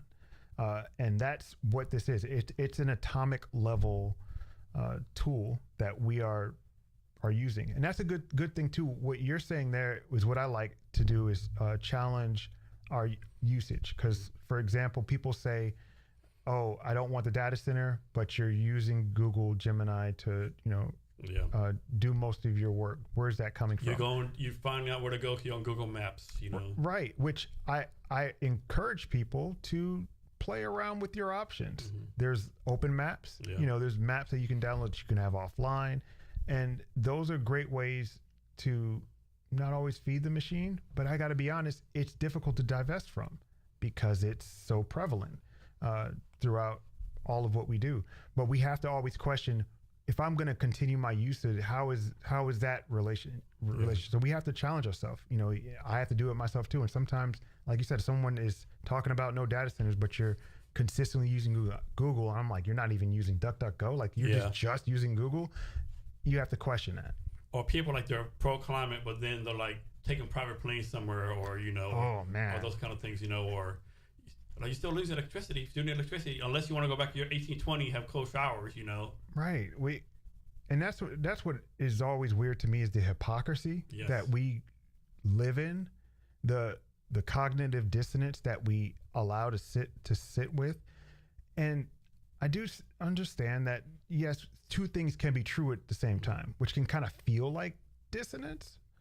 But really, when you're saying environment, but you are, consistently watering your lawn because you have this special blade of grass from the Himalayas or something like that. Exactly. How's that work? Or the ones who are like, okay, I'm not drinking cow milk no more because of the environment. No, but you're drinking almond milk, and each tree needs like 10,000 gallons of water, So like, make it make sense. What I think through that through line is that we have to grow with wisdom. Mm-hmm. We have a lot of information, and that's what AI, I think, is. It's a lot of information, and the information, is going to change us. But what are we doing with it, wisdom wise? Like, are we growing from it? What's the thing they say? Someone they like before information, we should think everyone's like could be smarter, could be or stupider. But all the information proven, no, we really are just that stupid, or something along those lines. Yeah. I've heard that, and I recognize the sentiment that we thought once we had print, everyone is going books. Yeah, literacy is going to go up. Which, by the way, finding out that literacy is on the decline is wild to me. But yeah, literacy is going to go up because we have print, and really we're just getting more information. But are we growing with it? Are we learning from it? Are we choosing that to inform? Are we just picking information we want to reinforce our biases? Oh man, and that's so easy. And when I did my research, my friend on Facebook group said, I'm right. And then he said under it, trust me, bro. And so I have to. He said, trust me, bro. I have to. Yeah.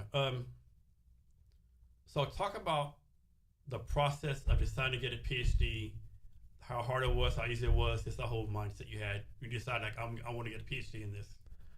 Yeah, so I was inspired by Dr. Jeffrey Martin out of Harvard. He's a world-renowned speaker and researcher on experience, or what he titled persistent non-symbolic experience, which is what I like to say is equanimity, like peace, like everything's okay, everything's cool. And so I was interested in the neuroscience behind that, and understanding I guess you could say that the neuropsychology of how the mind changes, because the mind is kind of this soft thing that we have to mold and change, whereas the core mechanisms of the brain are kind of fixed. But we still don't understand, does it give rise to the mind? But that's another question for later. I was just curious, so I asked him, because he was a part of Palo Alto Neuroscience. And I reached out to Forrest, who was working there, and it was so funny because Forrest was like, "Hey, you don't have the computational background." I didn't have the computational background at that time, computational neuroscience, I mean. So I had to go back and get additional certifications, including medical neuroscience from Duke. And going on the path was really just curiosity. And to be honest, there was a part of me that knew as soon as I learned something, it was going to change, which means this was going to be an ongoing thing. So my focus was, it's a long garble of words that my daughter likes to say, "Oh, you're just saying words now." When I say stuff like cognitive neuropsychology and transpersonal psychologist is kind of my working title. She's like, "Okay, those are words, Dad." All of those are really just about the brain and the mind and their inner workings. And to be honest, all of it has been a steady charge towards understanding how to create a mind and how to maintain a mind and how to optimize a mind, but not optimize for exploitation. Because, sometimes when it comes to a lot of the hustle culture right now, everybody's like, optimize this, optimize that. And it's like, yeah, but why are we optimizing how much we work? Why are we optimizing how much we're doing? It usually goes to, exploitation. So my path was not easy. I had the support of my wife and kids. And I actually wrote and did a lot of my research over the pandemic. My research was in functionally using mind wandering for creativity, which was a hard thing to pull together. I got reamed so much. I'm kind of squiggling thinking about it, trying to defend that position. But now there's some research that, is continuing to understand how to isolate certain default mode network tendencies to be directed towards creativity. Because really what happens when you mind wander, that can lead to depression or, overthinking and other things. That's one thing, I don't think people do a good enough job at. And I try to do 30 minutes a week, right? Sometimes I do, sometimes don't. But I think there's goodness to just sitting in the room with nothing on, no content, no nothing. Just let your mind wander. And you're really surprised that the stuff comes here.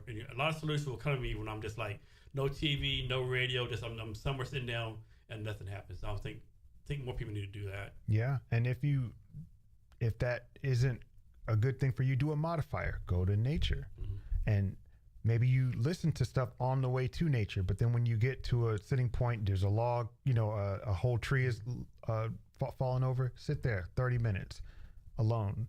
Cut the podcast off. One of the jokes now is when you're listening to a podcast, you're trying to avoid your thoughts. So allow me to be your thoughts for a moment. If you're listening to this, is that you have a great time being alone. Yeah. A lot of people, they need to learn how to be alone, right? Yeah. A lot of people don't know how to be alone. So we have to do a distinction though. Alone is different from isolation.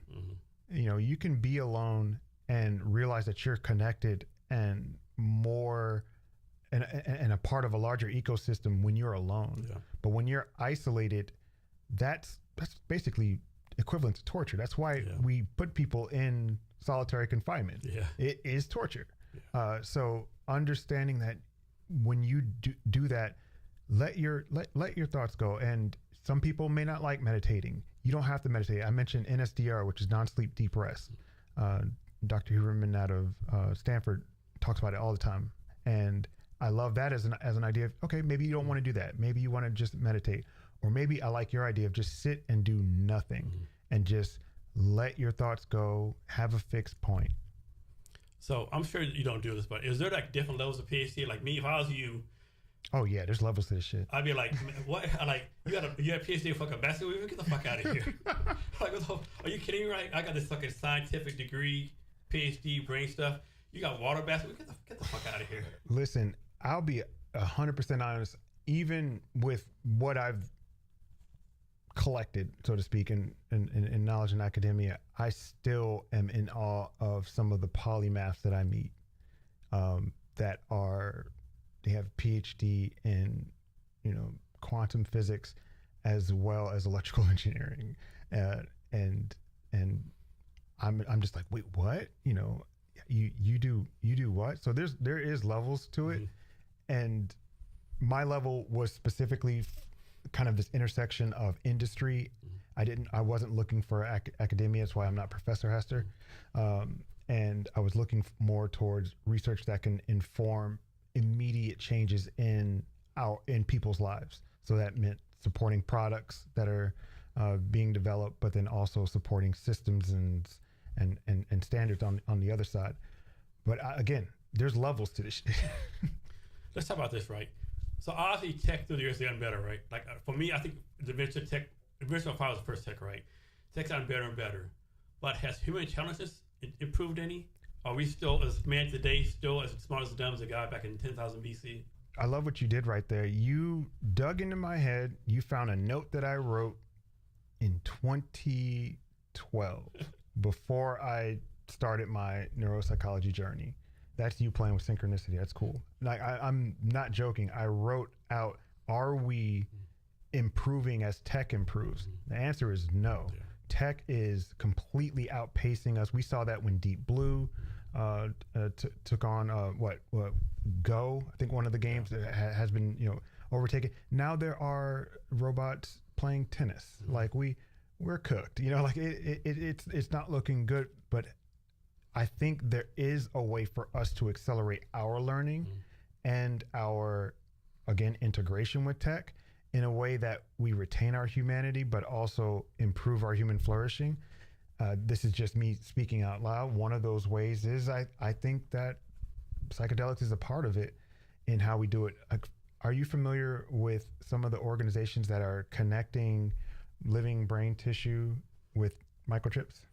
Not really. Only thing, there's a thing called MAPS. There's a lot of research. That's what I don't really like MAPS. Nothing else. I haven't heard of them, but this one, and I wish I could find their name, but yeah, they're growing neurons, and it's basically a growing brain, but it's integrating with silicon, with a chip. This is precursor for additional integration with tech. I mean, or what happens to that brain? Does that brain just grow and grow and grow, and then and then become something else? So I'm diverging, but what I'm bringing it back to is we don't even have the wisdom to understand where are we going with that. Yeah. And then if we are going to integrate that and put this wild stuff in our body, how are we going to even? Could you imagine a psych office that only dealt with people who are dealing with AI psychosis? Oh wow, that's crazy. Or a department that's dealing with integration rejection. They just got their new upgrade, whatever that upgrade is. It may not even be a chip. It could be a external device. It could be a cell phone, and it got taken away, and they're rejecting, functioning without it, and we have to help them through that. Do you ever watch this show? I think it was called Black Mirror. I am aware. So there's one episode where this lady had something wrong with her brain, right? No one could cure it, and they said, "No, go here. They'll fix your brain for you, right?" Like cheap price fix your brain, right? They didn't tell the couple for the free brain they ran ads on the brain, right? And so she be at work and she was an elementary school teacher. Use condoms next time you do that, right? And they would always raise the prices. So in the episode, they decided to kill themselves, right? Because they couldn't afford it anymore, right? Yeah, and that's a terrible future that we should actively work to avoid. That's always what media, what books are doing is Philip K. Dick, the work that he's done, all of the people who have supported, Octavia Butler, all of them who kind of envisioned a future. Yes, it's nonfiction. I know some people hate nonfiction, but it informs our future. And I saw that episode, and I've been telling people that this sound unfamiliar, and they're like, no, it's not far-fetched. It's not far-fetched that something tied to a person's complete well-being. So imagine if they don't kill themselves in that story. And I'm aware at the end the guy just gives up because you know he had to take out his wife because it was a mercy kill. But imagine if they decide to not do that, and he decides, well, now we got to go get help. Because he was like going like biting off fingernails and doing crazy shit on TV to make money. What's it called? I mean, and then this job found out, so he got fired. And because he was basically on the equivalent of OnlyFans for debauchery. Yeah. And he lost his job. He was on a downward spiral. Imagine if they continue on, they don't harm themselves, or even while the story's going on, what type of support are we going to give them? Mm-hmm. Because the current system of supporting a broken mind is based on stuff that they've never experienced. So let's talk about human genetics engineering. Yay! And some people don't realize that that's actually happening. I have a good friend of mine, Ricardo Perez. He's got his PhD in human genetics engineering from the University of Texas, Rio Grande, right? And I went to visit one time, right? And the stuff they're doing as well, like people don't realize that right now, of course, you have to be kind of rich to have money. You can say, hey, me and my wife having a baby. My family is predisposed to cancer. His family is predisposed to whatever, right? Take those genes out. Oh, by the way, make the baby female, 6'2", blah, blah. And then we can do that right now, right? Yeah. Oh, yeah. And it's fucking, like some scary shit. It is. I mean, but there's so much good that can come from it. But again, if we don't create the outcomes that we want and shoot for certain outcomes, we're not going to hit them. For example, it's not too far-fetched in the future that we'll be able to cure certain diseases, not only in utero, which they've done with HIV, using genetic engineering and what's called CRISPR, and altering that. But now I think it was in Singapore, they cured twins using genetic engineering, and the twins were young. I think they were under 12. Mm-hmm. But that's again another step to where we'll be able to change certain things in our bodies as adults. Could you imagine just saying like, "Oh, I'm experiencing this cancer. Go to one of the mini kiosks mm-hmm. that gives you certain shots for cancer, and it'll alter your DNA." We've already experienced this with the COVID. Vaccines. Mm-hmm. Those were built mainly, on understanding and using CRISPR. And what we don't see is the downside, the weaponization. And don't blame me for giving bad people ideas. They already had these ideas. Some of them can be directed towards certain people. Can you imagine a time where there are bioattacks that are going to attack a certain mutation that has been deemed unnecessary mm-hmm. in our future? And so, boop, I released this, and now it spreads. You can imagine if the Nazi Germany and Hitler had like biochemical weapons like this. And that's, oh my gosh, they were looking for that stuff. That's why they were, what was it? And imagine they actually got it right, man. If they got it again, maybe they did get it in one of those alternate realities. Yeah. And when we're seeing some of the wild stuff, we're like, wow, that's a terrible world. We don't want to live in that world.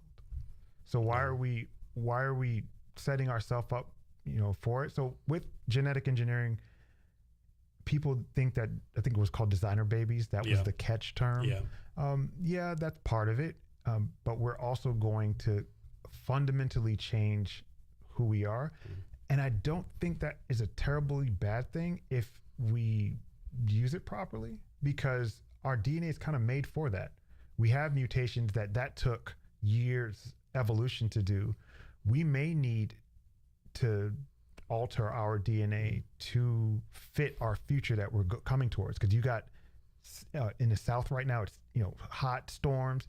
We may need something that makes us less disposed to dying in heat. Yeah. Another thing I think people don't think about, poison cure diseases, and people instead of living to 75, they live 125.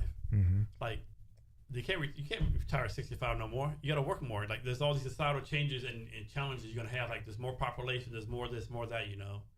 And again, though that's what concerns me is all this, longevity talk and blue zones talk. Is what is that system supporting? And it feels like to me the system is supporting your retirement age is now 75. Yeah. And you have to work longer. You have to work longer. And not only work longer, but we're not going to give you any, breaks. Yeah. We're not going to give you water because you're a part of our commodity system. Yeah. And we really don't care about you. We just need you to make more money for us. That's what it boils down to. And that's how it's worked before. Why are we doing that again? Yeah, and then you live in a 125. Are we going to be able to replace our limbs? Because who wants to live 125? Your limbs are useless, right? Well, now you can grow limbs. They've been doing that through stem cells for a while. Yeah. They've been growing organs, robotics and stuff. You can get robotic arms. I was just watching again another YouTube video of exoskeletons. I remember the first time I saw an exoskeleton company was in 2012, and it was called Cyberdyne, and I said, hey, that sounds familiar. And wait, you named yourself after the famed organization that brought Judgment Day and Terminator 2? Okay. Fast forward now, there are exoskeleton, suits. So it's not far flung. There are, I've seen remote controlled, basically, what is it? Anakin Skywalker arms, that are, implanted with certain electrodes, and you can move a robotic arm. This is here. And I think we need to understand that what it means to be human has already fundamentally changed, which is why I think some of the discussions about stuff like even transgender is it's unnecessary, because what happens right now, we consider organizations people, right? Mm-hmm. Google's a person. Yeah. And, but we won't consider a human a certain person because they don't present a certain way. That's silly, especially when in the next 25 years you could have someone with, like you said, a robotic arm just running around. What's a skill you don't have that you want to learn? Man, all right. Easily a skill that I don't have that I want to learn. Farming. I had to really think about it. I was like, what is it? And it's because my family has a history of farming. My great-great-grandfather was a sharecropper in North Carolina, and walked to his freedom. So there's always that history connected to farming that maybe I'm not used to. Most of my family on my father's side lives in rural areas with large swaths and acres of land. But I think we all need to learn farming, even in vertical farming. It's a skill I'd be interested in, and I'm learning from people around me, especially my wife. She's into plants now, and that's helpful because I'm not a green person, even though we live in really green area. I just like to go out and touch it, not have it in my home. But farming is going to be necessary, especially with all the recalls we're having. It's something I wish I knew. What would 15-year-old Dave Hester think about current Dave Hester? I think he would be a little disappointed because 15-year-old me thought that we would definitely have created a laser or something like that by this time. And 15-year-old me would have been like, hey, this is what you do. And also 15-year-old me would be disappointed because the 15-year-old me would figure out that this wasn't the path that we thought was ours really wasn't our path. And there was another path there that we took. And I like doing this thing where when I have conversations with my younger self, it's more so, instead of me looking down on them, I'm like, I'm you down the line. So here's some nuggets that maybe you can take away. And if, like you mentioned Tony Stark in Endgame earlier, if that whole quantum whoop-de-whoop-de-whoop-de-doo thing is real, then maybe I can mentally time travel and communicate with my younger self. So I pulled this from somewhere too. It said, for your mission, you're working to improve the well-being of 1 billion human lives. Mm-hmm. That's a pretty audacious, like a real big time goal, right? It is. And, you know, every year I'm adding numbers. You know, when I got the first, I'd say 150,000, I was like, whoa, this can be big. It's a big goal because we don't really have, that was my moonshot. That was my massively like transformative purpose, my thing. Like, if I can just focus on this, everything else should fall into play. And the reason why it's focused on well-being is because I see well-being as being the first step towards flourishing.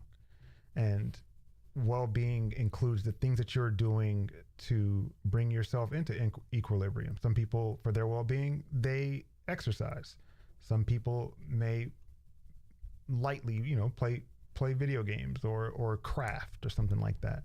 That helps their well-being.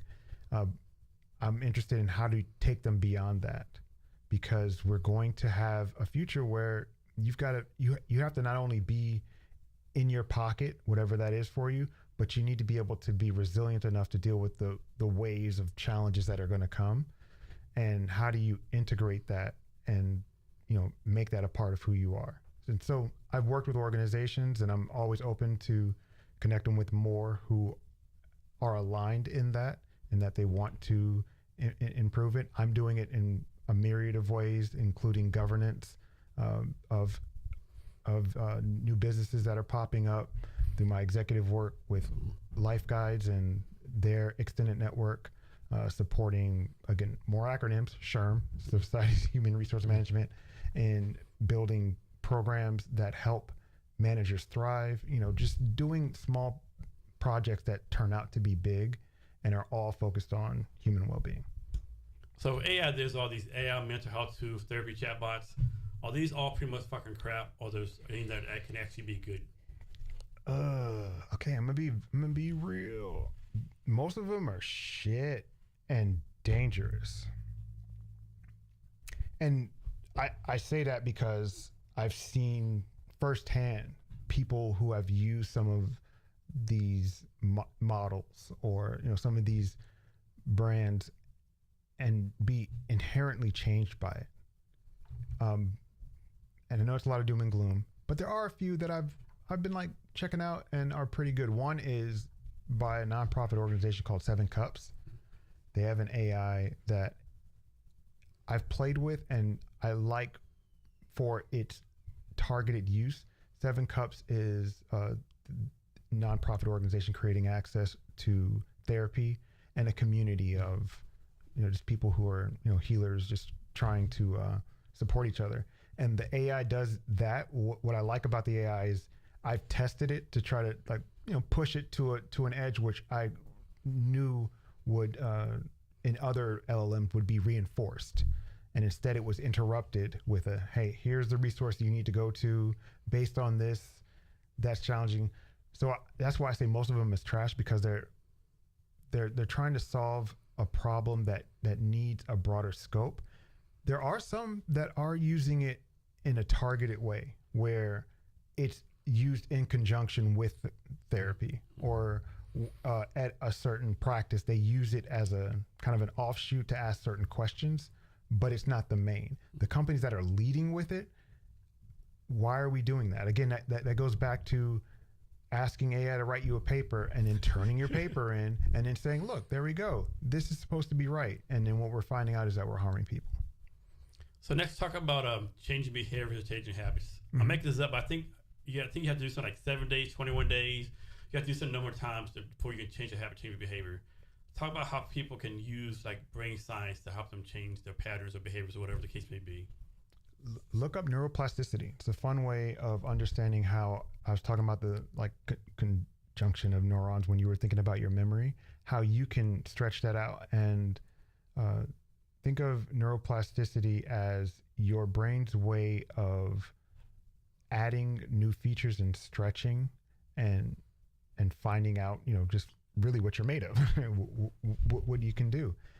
The way that you change your behavior is first define what the behavior is, understand what you're trying to modify, and then once you have defined it clearly, created a outcome. Huberman calls it what is DPO, duration path outcome. Like, what do you want to change about it?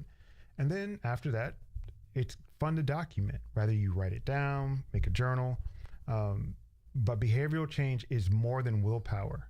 I think people get that messed up a lot. They think, oh, I have the willpower to stop. And behavioral change really is, it's almost like breaking a part of yourself. It's like Yoda said in one of the Star Wars movies, is you have to unlearn what you've learned. That's it. And that's what happens when you are breaking a habit or when you are changing a habit. You've learned how to do that. You've learned how to move in that certain way. I used to joke, some people learned how to smoke a cigarette after every meal. Like, you ever had a friend who every meal, like, I'm outside, and it's like that was learned. So you can change your behavior by recognizing and being aware of what it is. And here's the key, being aware without judgment. Mm-hmm. Because sometimes when you are aware of your behaviors, it's like, oh, I do that. That's terrible. I'm terrible. I'm a terrible person. Instead, look at it kind of with like a loving kindness. Like, that's what it is. That's okay. We'd like to change that. And here's how. So have that plan and have that path and create an outcome. So back in June 8th, I hosted an event called Seattle Deep Tech Demo Day. Mm-hmm. You attended. Can you talk about your experience at my Deep Tech Demo Day? Yes. The exhibits there were timely. Not only to infrastructure around here and around the world, but also security. The security piece was what I was curious about. You know, just how are we preparing ourselves for what's coming? I think the value of having key contributors in an area like that in a close proximity where they can share ideas but also share experiences is valuable. I met people who obviously I wouldn't have met without being there. But then I also met some people who I hadn't seen in the year or so. And it's like, wow, there's a connection not only in this community when it comes to tech. We have a history of tech. You've got, we're in the shadows of Microsoft and Amazon. But we have this group here, this community, really, this tech community that when I talk to them, they're all focused on the same thing. They want the best for people. Rarely, especially in your setting, did I connect with someone who I was like, oh, this is going to be a terrible product, or, this is going to harm so many people. I could see it immediately, and I didn't see that there. And of course, having the free cocktail bar, free pasta bar helps out too, right? Oh, I didn't mention that. Let me talk about that. So first off, the pasta bar, there was like some substance, some red. It's pretty spicy, yeah. Yeah, I didn't know, and the server was like, do you want some? I was like, yeah, give me some of that, yeah. And I was like, you know what? Give me a double, and I got the double, starting it around, and it was so good, but I just was not expecting it to be spicy, and. Yeah, I think the cocktail bar also loosened people up a little bit. Mm-hmm. Somebody could probably have a deeper conversation than they maybe would have if they had their inhibitions. So, what do you think is about the Seattle area, right? Of course, you have Microsoft, Amazon. We have, like, people don't talk about Trident Seafoods. There's $1 billion seafood coming out of Ballard. Yeah. We have all this stuff up here, right? What do you think is in the water where all this stuff is happening here? There's like robotics, gaming, deep tech, everything is here, right? It is.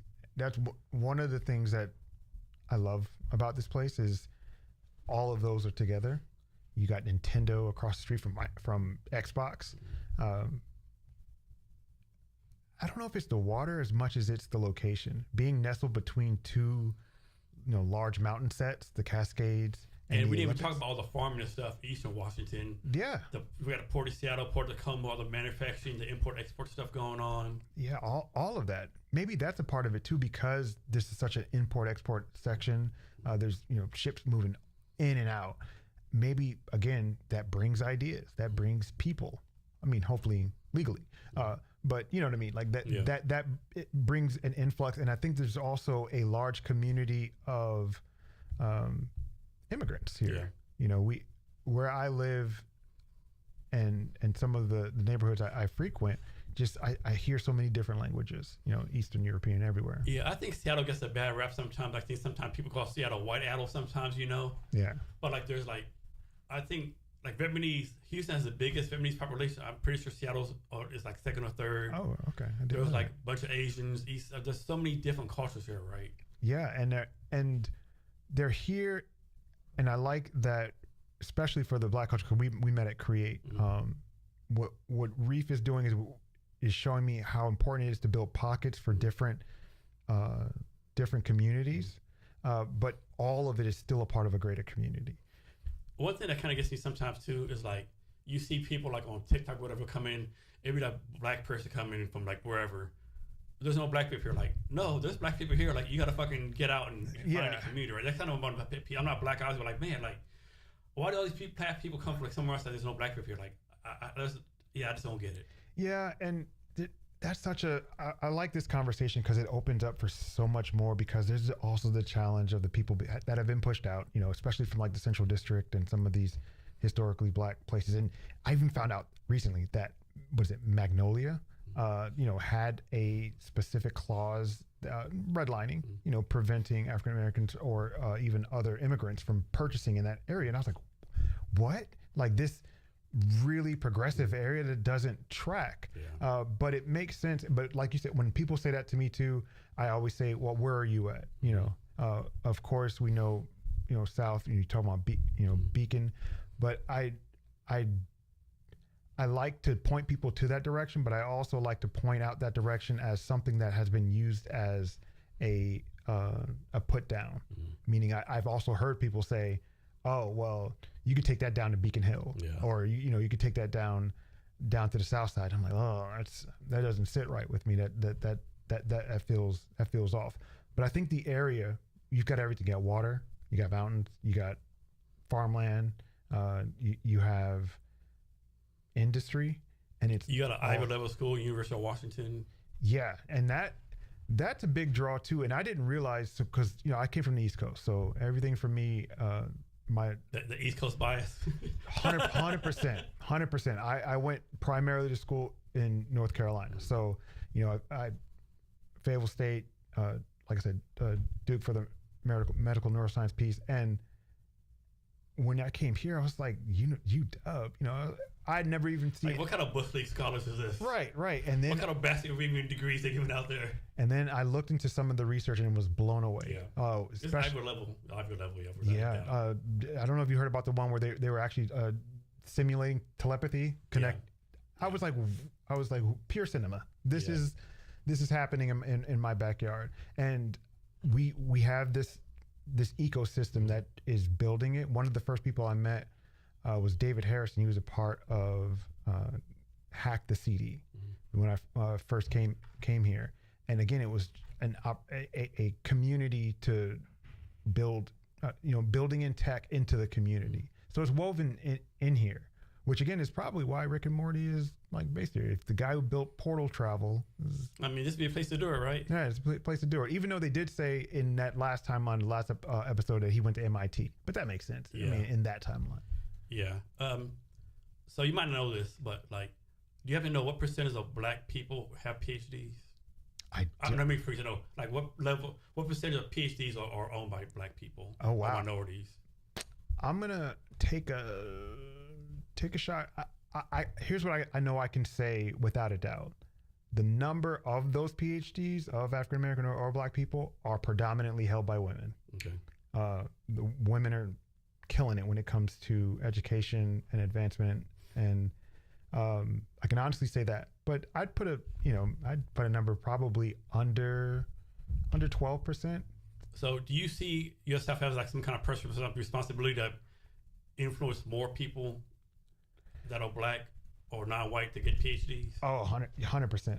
I was kind of pushed. I won't say pushed, but there's a few PhDs out east, and I was telling them about what I was thinking about doing over a decade ago, and they were like, "Yeah, there's nobody like you in the industry. Like we do research, and there aren't people like you on the pages, whether it's on the research or even on the implementation side." So I do feel that there's a responsibility, yes, to inspire someone else to reach out and to grow their ideas. That's really what it is. This is all just based on me growing an idea. And I did all this stuff because I'll be honest, I was a little addicted to school, but not just school to learn, but I was addicted to learning because I'm a lifelong learner. Every day I'm into learning new things and improving. But when I think about the people who maybe I do influence, I hope they could create better standards, better opportunities, better situations where people can, grow together. So how old were you when you said to yourself, you know what? I'm smarter than the average bear. Like, oh my gosh. Okay. So my irrational piece is also a modifier of my ego. When I was younger, I was told my nickname was Professor. My uncle used to always tell me, I'm not interested in your philosophy. I'm like, I'm 6. So, I was supposed to, at first, they were like, hey, you've tested out of some of these things. Maybe you can move forward. But then at the same time, I had an intellectual disability and a developmental disability, as well as a speech impediment. And that impeded some of that progress. So I oscillated between not optimally functional to, like you said, thinking, oh, I'm the shit. I'm smarter than the average bear. So the rational part is a modifier of the ego, so that when I get too close to the I'm smarter than the average bear, I'm reminded of, again, how small I am. And that's not a bad thing. I don't say that as like a putting me down, but even in the grand scheme of making change, I'm a small part of a whole that's supporting that change. And so I try to modulate my ego so I'm not thinking I'm the smartest person in the room, because usually I'm not. And that's what I like, is that when people are around me, they kind of, that's why I usually dispatch with all the pretensions. I don't even call myself Dr. Dave. It's somebody else calling me that, especially my mom. Hi, Mom. They do it more than anybody else. But I try to dump that down because I'm like, I'm just like you, because I met someone who, Jeb Brewer, world-renowned researcher and speaker, and he just treated me like a person, and I'm like, you're like this great researcher, and I get to meet you, and you're right here. And he was just like, yeah, what are you reading? Just on to the next thing. So do you still have to do like research or like papers for your PhD? Yeah. So you have the dissertation. I did my postdoc mainly in industry, meaning supporting with white papers and internal research. Like right now, what I'm working on is a couple of IEEE Standards Association papers focused on autonomous information systems and how to regulate AI, but also how to bring flourishing into that. So I'm contributing to a few papers there, and academia is a part of it, but I don't like academia, and I don't mean to be rude, but it's a lot of politics, and sometimes I think we're not moving as fast as we need to be because we're stuck on politics. So when you do your papers, do you write them? You sometimes say, man, I need to dumb this down some, or you're like, no, what, I'm gonna be as smart as I can, and they have to make them figure it out. Opposite. Sometimes my writing style is so simplistic, in my opinion. When I see other authors, I'm like, I'm floored at how they can form words and put this together. I actually have to get support of an editor or a peer review to get it punched up, so that it could be better. But rarely have I had to, I guess you could say, dumb it down. And that's because I always believe that people rise to the standard that you give them. And I think all in all, the average person is incredibly smart if they know, how to be. And I'm not saying like they've been taught by their school. I mean, like they have lived experience. So they know how to identify, what that guy's saying is bullshit. I don't really believe that. I want to check that out. Just they have critical thinking. That's what I'm trying to say. Who's a person you feel that you kind of look up to that you want to meet? Oh, that's easy. Ray Kurzweil. Okay. And it's because his book, actually, How to Build a Mind, was one of the first ones that I read and was like, oh, the neurosciences are not just for understanding the brain's computational power, but it's also about how can we identify and expand what a mind is. And I saw I guess you could say the impetus for what was going to happen with AI. Because again, Google's a person, right? Under law. How far are we away from an actual, autonomous intelligence being considered a person? Now, most people may not consider it a person because, again, I mentioned earlier, we're already having trouble supporting people who are furries. when it's like that's silly. They're all people. So I'd like to meet him, and the reason why I'd like to meet him is kind of morbid, but I think funny, is because he's been working on longevity and living long. So I want to meet him before he dies. Nice. Because he talks about it in his book, his support of his father, and trying to find out ways for him to live longer. And another reason why I want to meet him is because I want to get some of the tea, because this guy has predicted some of our technical futures years ago. And of course, like many predictions, many of them are going to be off. Some of them we won't see in our lifetime, but the ones that popped are bright and are undeniable. So I just like talking to visionaries like that who are looking into our future, but also building it. He's built some incredible, he holds I may be wrong here, but hundreds of patents. So what are the most important years for learning? Is it like 0 to 5, 0 to 13, 6 to 9? What's the most important years as far as learning for a human being? So from a developmental psychology, it is the early years, but especially when it comes to expression of mood and the construct of identity. And that's anywhere from like 0 even on up to 6 and 7, until you're kind of fixed, so to speak, in your brain. And the reason why you're fixed is because from 0 to 7, your brain's doing a lot of pruning. You have all these connections. That's why babies are just like, oh, what's that? Who? Okay. They have what I think a better connection to the gods than we do, because their brains are all over the place and constantly using a lot of energy. That's why babies' heads are so big, using a lot of energy. I think as it starts to prune and we mold a little bit of our identity, but I don't think it's the most important part, because all of that modifies through adolescence. You start to enter hormones, feelings, urges, talk about impulses. That modifies your behavior and who you are and how you learn, especially when your threat detection is low, because you're 17, you're like, I'm going to drive at 95 on this highway and cut my lights off because, Who cares if I finish a bottle of Jack in the case of Bud Light? Right. This is what we do. I'll be fine tomorrow. That improves my driving. Exactly. It's like, and I have an 8 o'clock class in the morning. See you later. So those things, maybe that helps learning too. I'm of the mind that we are learning more once we're fixed. Like I'm talking like 25 plus. Because I find it interesting that once you start to cross into the 30s, that's when people could start to like reflect a bit. Then you get to the 40s that you're really locked into who you are or into what you've constructed.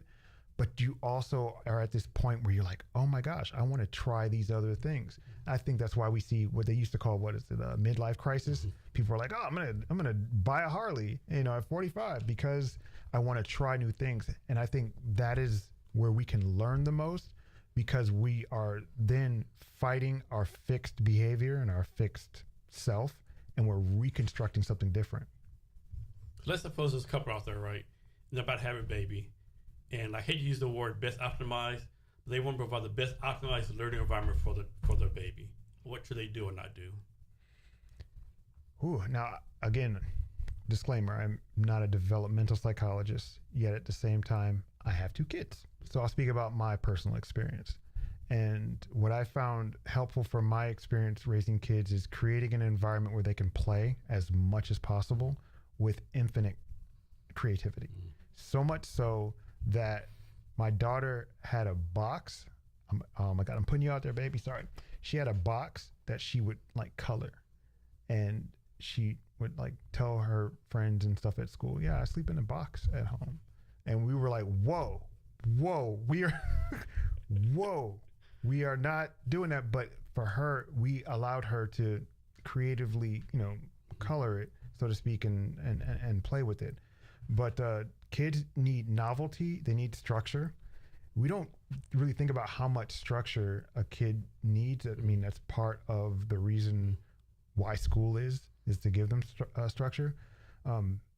And as far as the screens thing, the research is kind of back and forth on that. Like sometimes it's not the fact that they're on screens, it's what they're doing on the screens. If they're games, unnecessary entertainment, so to speak, that's not building, their fluency in their culture or their community. So that's what I would start with, is creating an opportunity for them to play. And one last thing, unconditional positive regard. Yeah. Like whenever I hear somebody saying, I don't let my kids any screen time, like, so basically saying, fuck your kid's future, right? Oh, yes. Like basically just saying you don't want them to be part of society, right? Yeah. I mean, they are really doing that fuck them kids meme. Because you're not giving them what they need. And the kids nowadays will be so tech advanced. Like my grandson lives with us, right? He turns 3 September. He was like 2.5, right? I'm downstairs watching TV. All of a sudden, these cartoons come on, right? Like, what's going on? He learned how to cast from the iPad upstairs to downstairs, right? Like, what is going on here, right? Well, and he's learning his environment. Yeah. And the tools in his environment. And it's also important to allow them to play and then debrief. Yeah. Hey, what'd you do here? Yeah. Oh, you put it there? And they're like, yeah, put it there. And it's like, oh, okay. And it's not reinforcing that they're always going to do that while you're watching TV, but it's acknowledging that you've learned something here.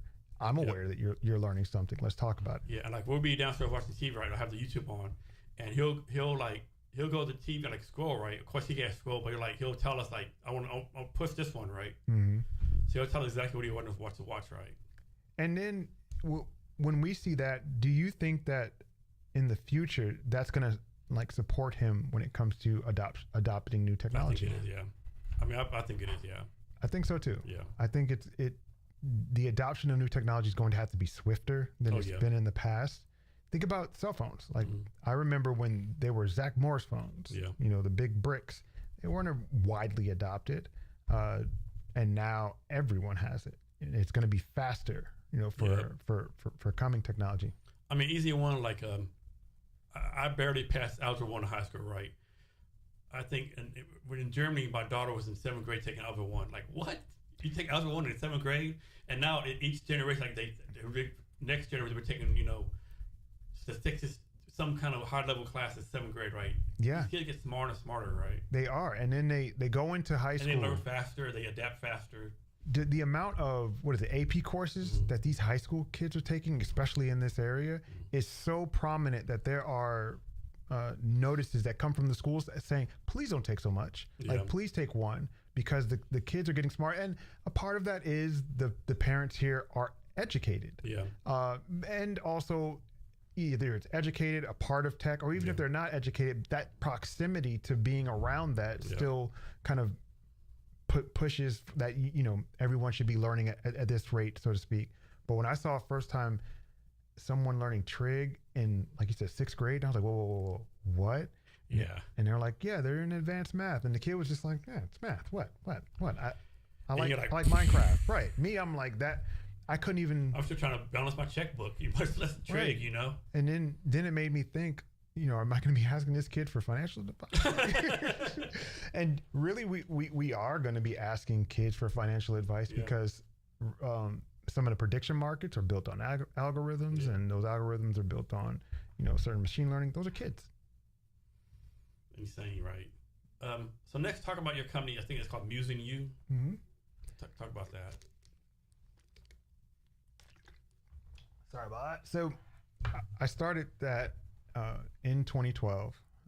First started as a consulting and coaching company. I was working with entertainers and up and coming artists, specifically in the comedy space, because I was noticing that their mental health was terrible, in the entertainment space. And then I, kind of parked it for a while. I did a little bit of clinical work, and I met some wonderful people here in Seattle.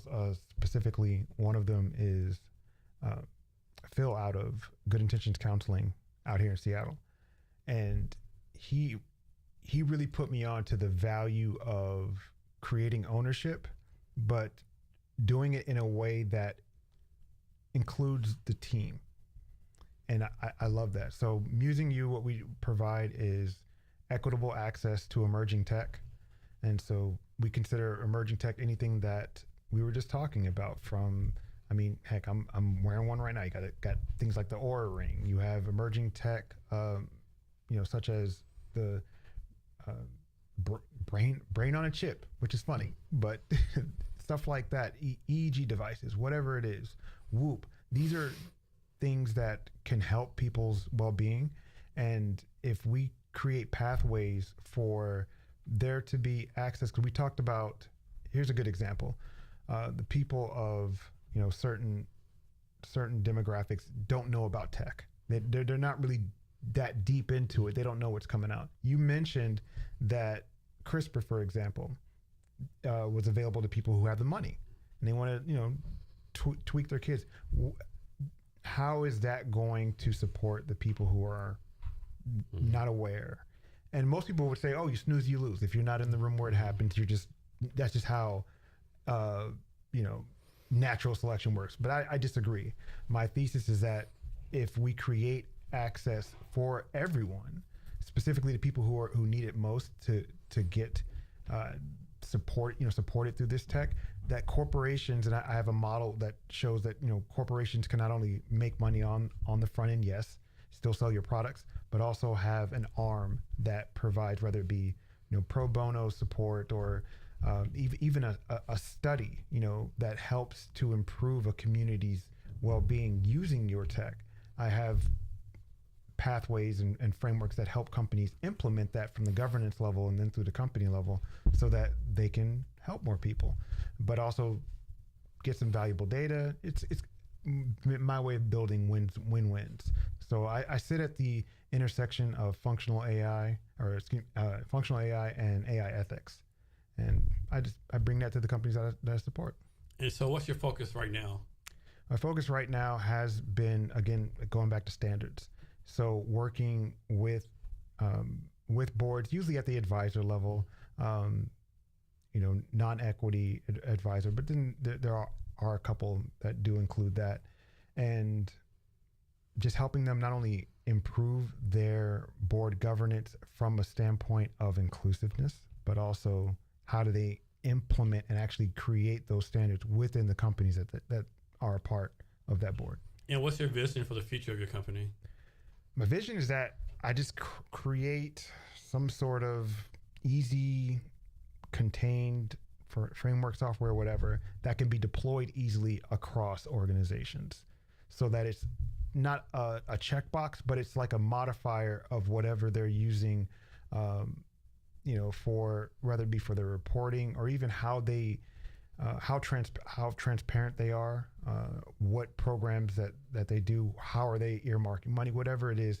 It's kind of sent out like a tablet, and people modify their function, basically, of their organization to be more, how do we say, human, more supportive. And then how do you get these customers? Like, you have a marketing plan, you just word of mouth. How do you get these customers?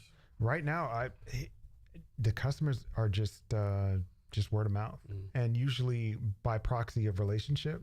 And I'm fine with that right now, because again, I don't have that direct software, which is kind of, it may not even be software, but something that it can be scaled. Because right now what I'm doing is helpful in the avenues that I'm going towards, but I want wide reach. Got to reach 1 billion people, so I have to think broader and more systems level than normal. So again, most of it is coming from word of mouth, and just connecting with people who are trying to do the same thing. So let's talk about the haves and have-nots again, right? Suppose there's a room somewhere. All the deals happen here. All the money happens there. Like everything happens in the room, right? There's another room where nothing happens. They're like kind of down the luck, but they want to go to this other room, right? Is it the responsibility of the room with everything to come down there and reach up and bring them up, or responsibility of the room down below to say, no, we got to find a way to get to this room where everything's happening? That's a good question, and I see a challenge in both sides, but I know my side that my thesis is that it's coming from up top down. But here's my challenge on this side: is you can want to get into that room, but to get there, you know that you're going to have to go through gatekeepers, and those gatekeepers, for whatever reason, may steer your path and make it more difficult. Whereas from this perspective, what's blocking you? You know, you have more access, you have more capital in which you can use resources to reach these people. But then also supporting these people has an ROI for your organization too. And I think that sometimes is lost, that there's an ROI for being altruistic, and not just to do it for the fact of being altruistic, but just doing, you do it for both. Sometimes you do it for yourself.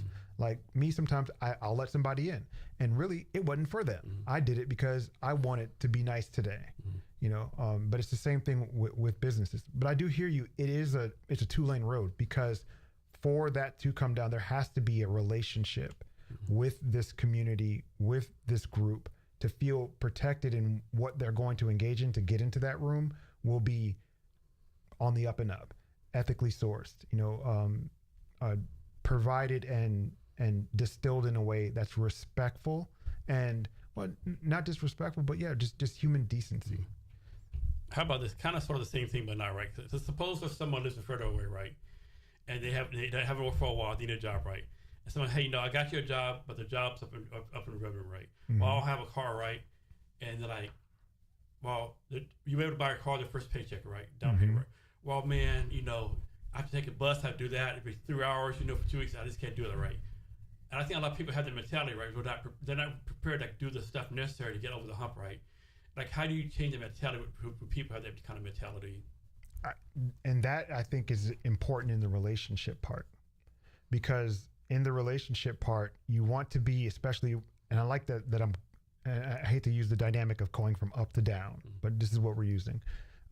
Because when you're coming down, and you have that relationship, you also have this cool space where you can be the remover of obstacles. Not saying you can give them a ride every day, that's not sustainable. But if you could remove an obstacle, and then along with removing that obstacle, provide coaching or behavioral change on why removing that obstacle is supportive. So it's using the transportation, for example. All right, we're an organization, and heck, Microsoft does this. They have shuttles that come to certain areas and collect a whole bunch of people in cars to give you a little bit of space so that you don't have to think about that when you're traveling. Because most people would be like, I'm not going to travel for an hour and a half driving myself to get to Microsoft. I just don't want to do that. But it's important if someone does something like that, but in that relationship, they also provide resources for coaching to help them to understand where they are, where they want to go, and what are they willing to do to get there? Because some people just won't do it. If that's for them, and you've created an opportunity to assess them and see if that's what they want to do, and they agree that's not what they want to do, and you agree you want to help but they don't want it, that's when you both agreed to part ways. Yeah. So a lot of people talk about like rich, poor, different demographic groups. I think the biggest one now is like urban versus rural, right? For example, that's a good one. What like it's might be 2027. What do you rather be? Knowing all the tech stuff going on, do you rather be like really poor in a downtrodden home somewhere in the Seattle area with access to everything, with a bus ride everywhere, or live on some farm with no internet, no nothing, like Arkansas, right? What's the better opportunity, right? It is, and now Arkansas, I would say, I don't know. The reason why some places in the South could be challenging is in those southern states, the heat, it's getting hotter. I mean, it's getting hotter everywhere, but in some of the southern states, it's getting hotter slower.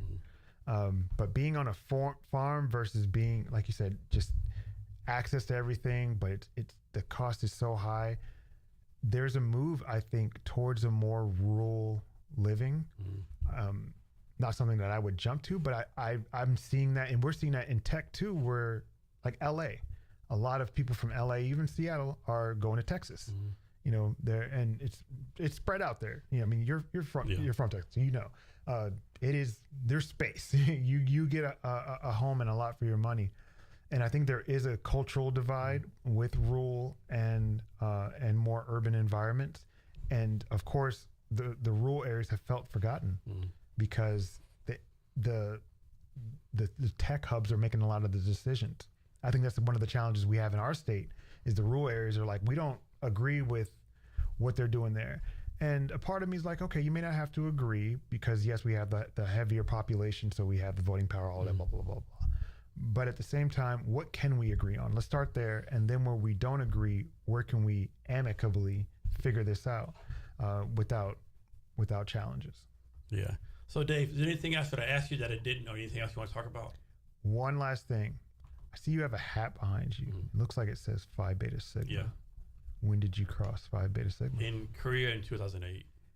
Awesome. Yeah. How many was on your line? 6. What number were you? 4. Oh, that's cool. Yeah.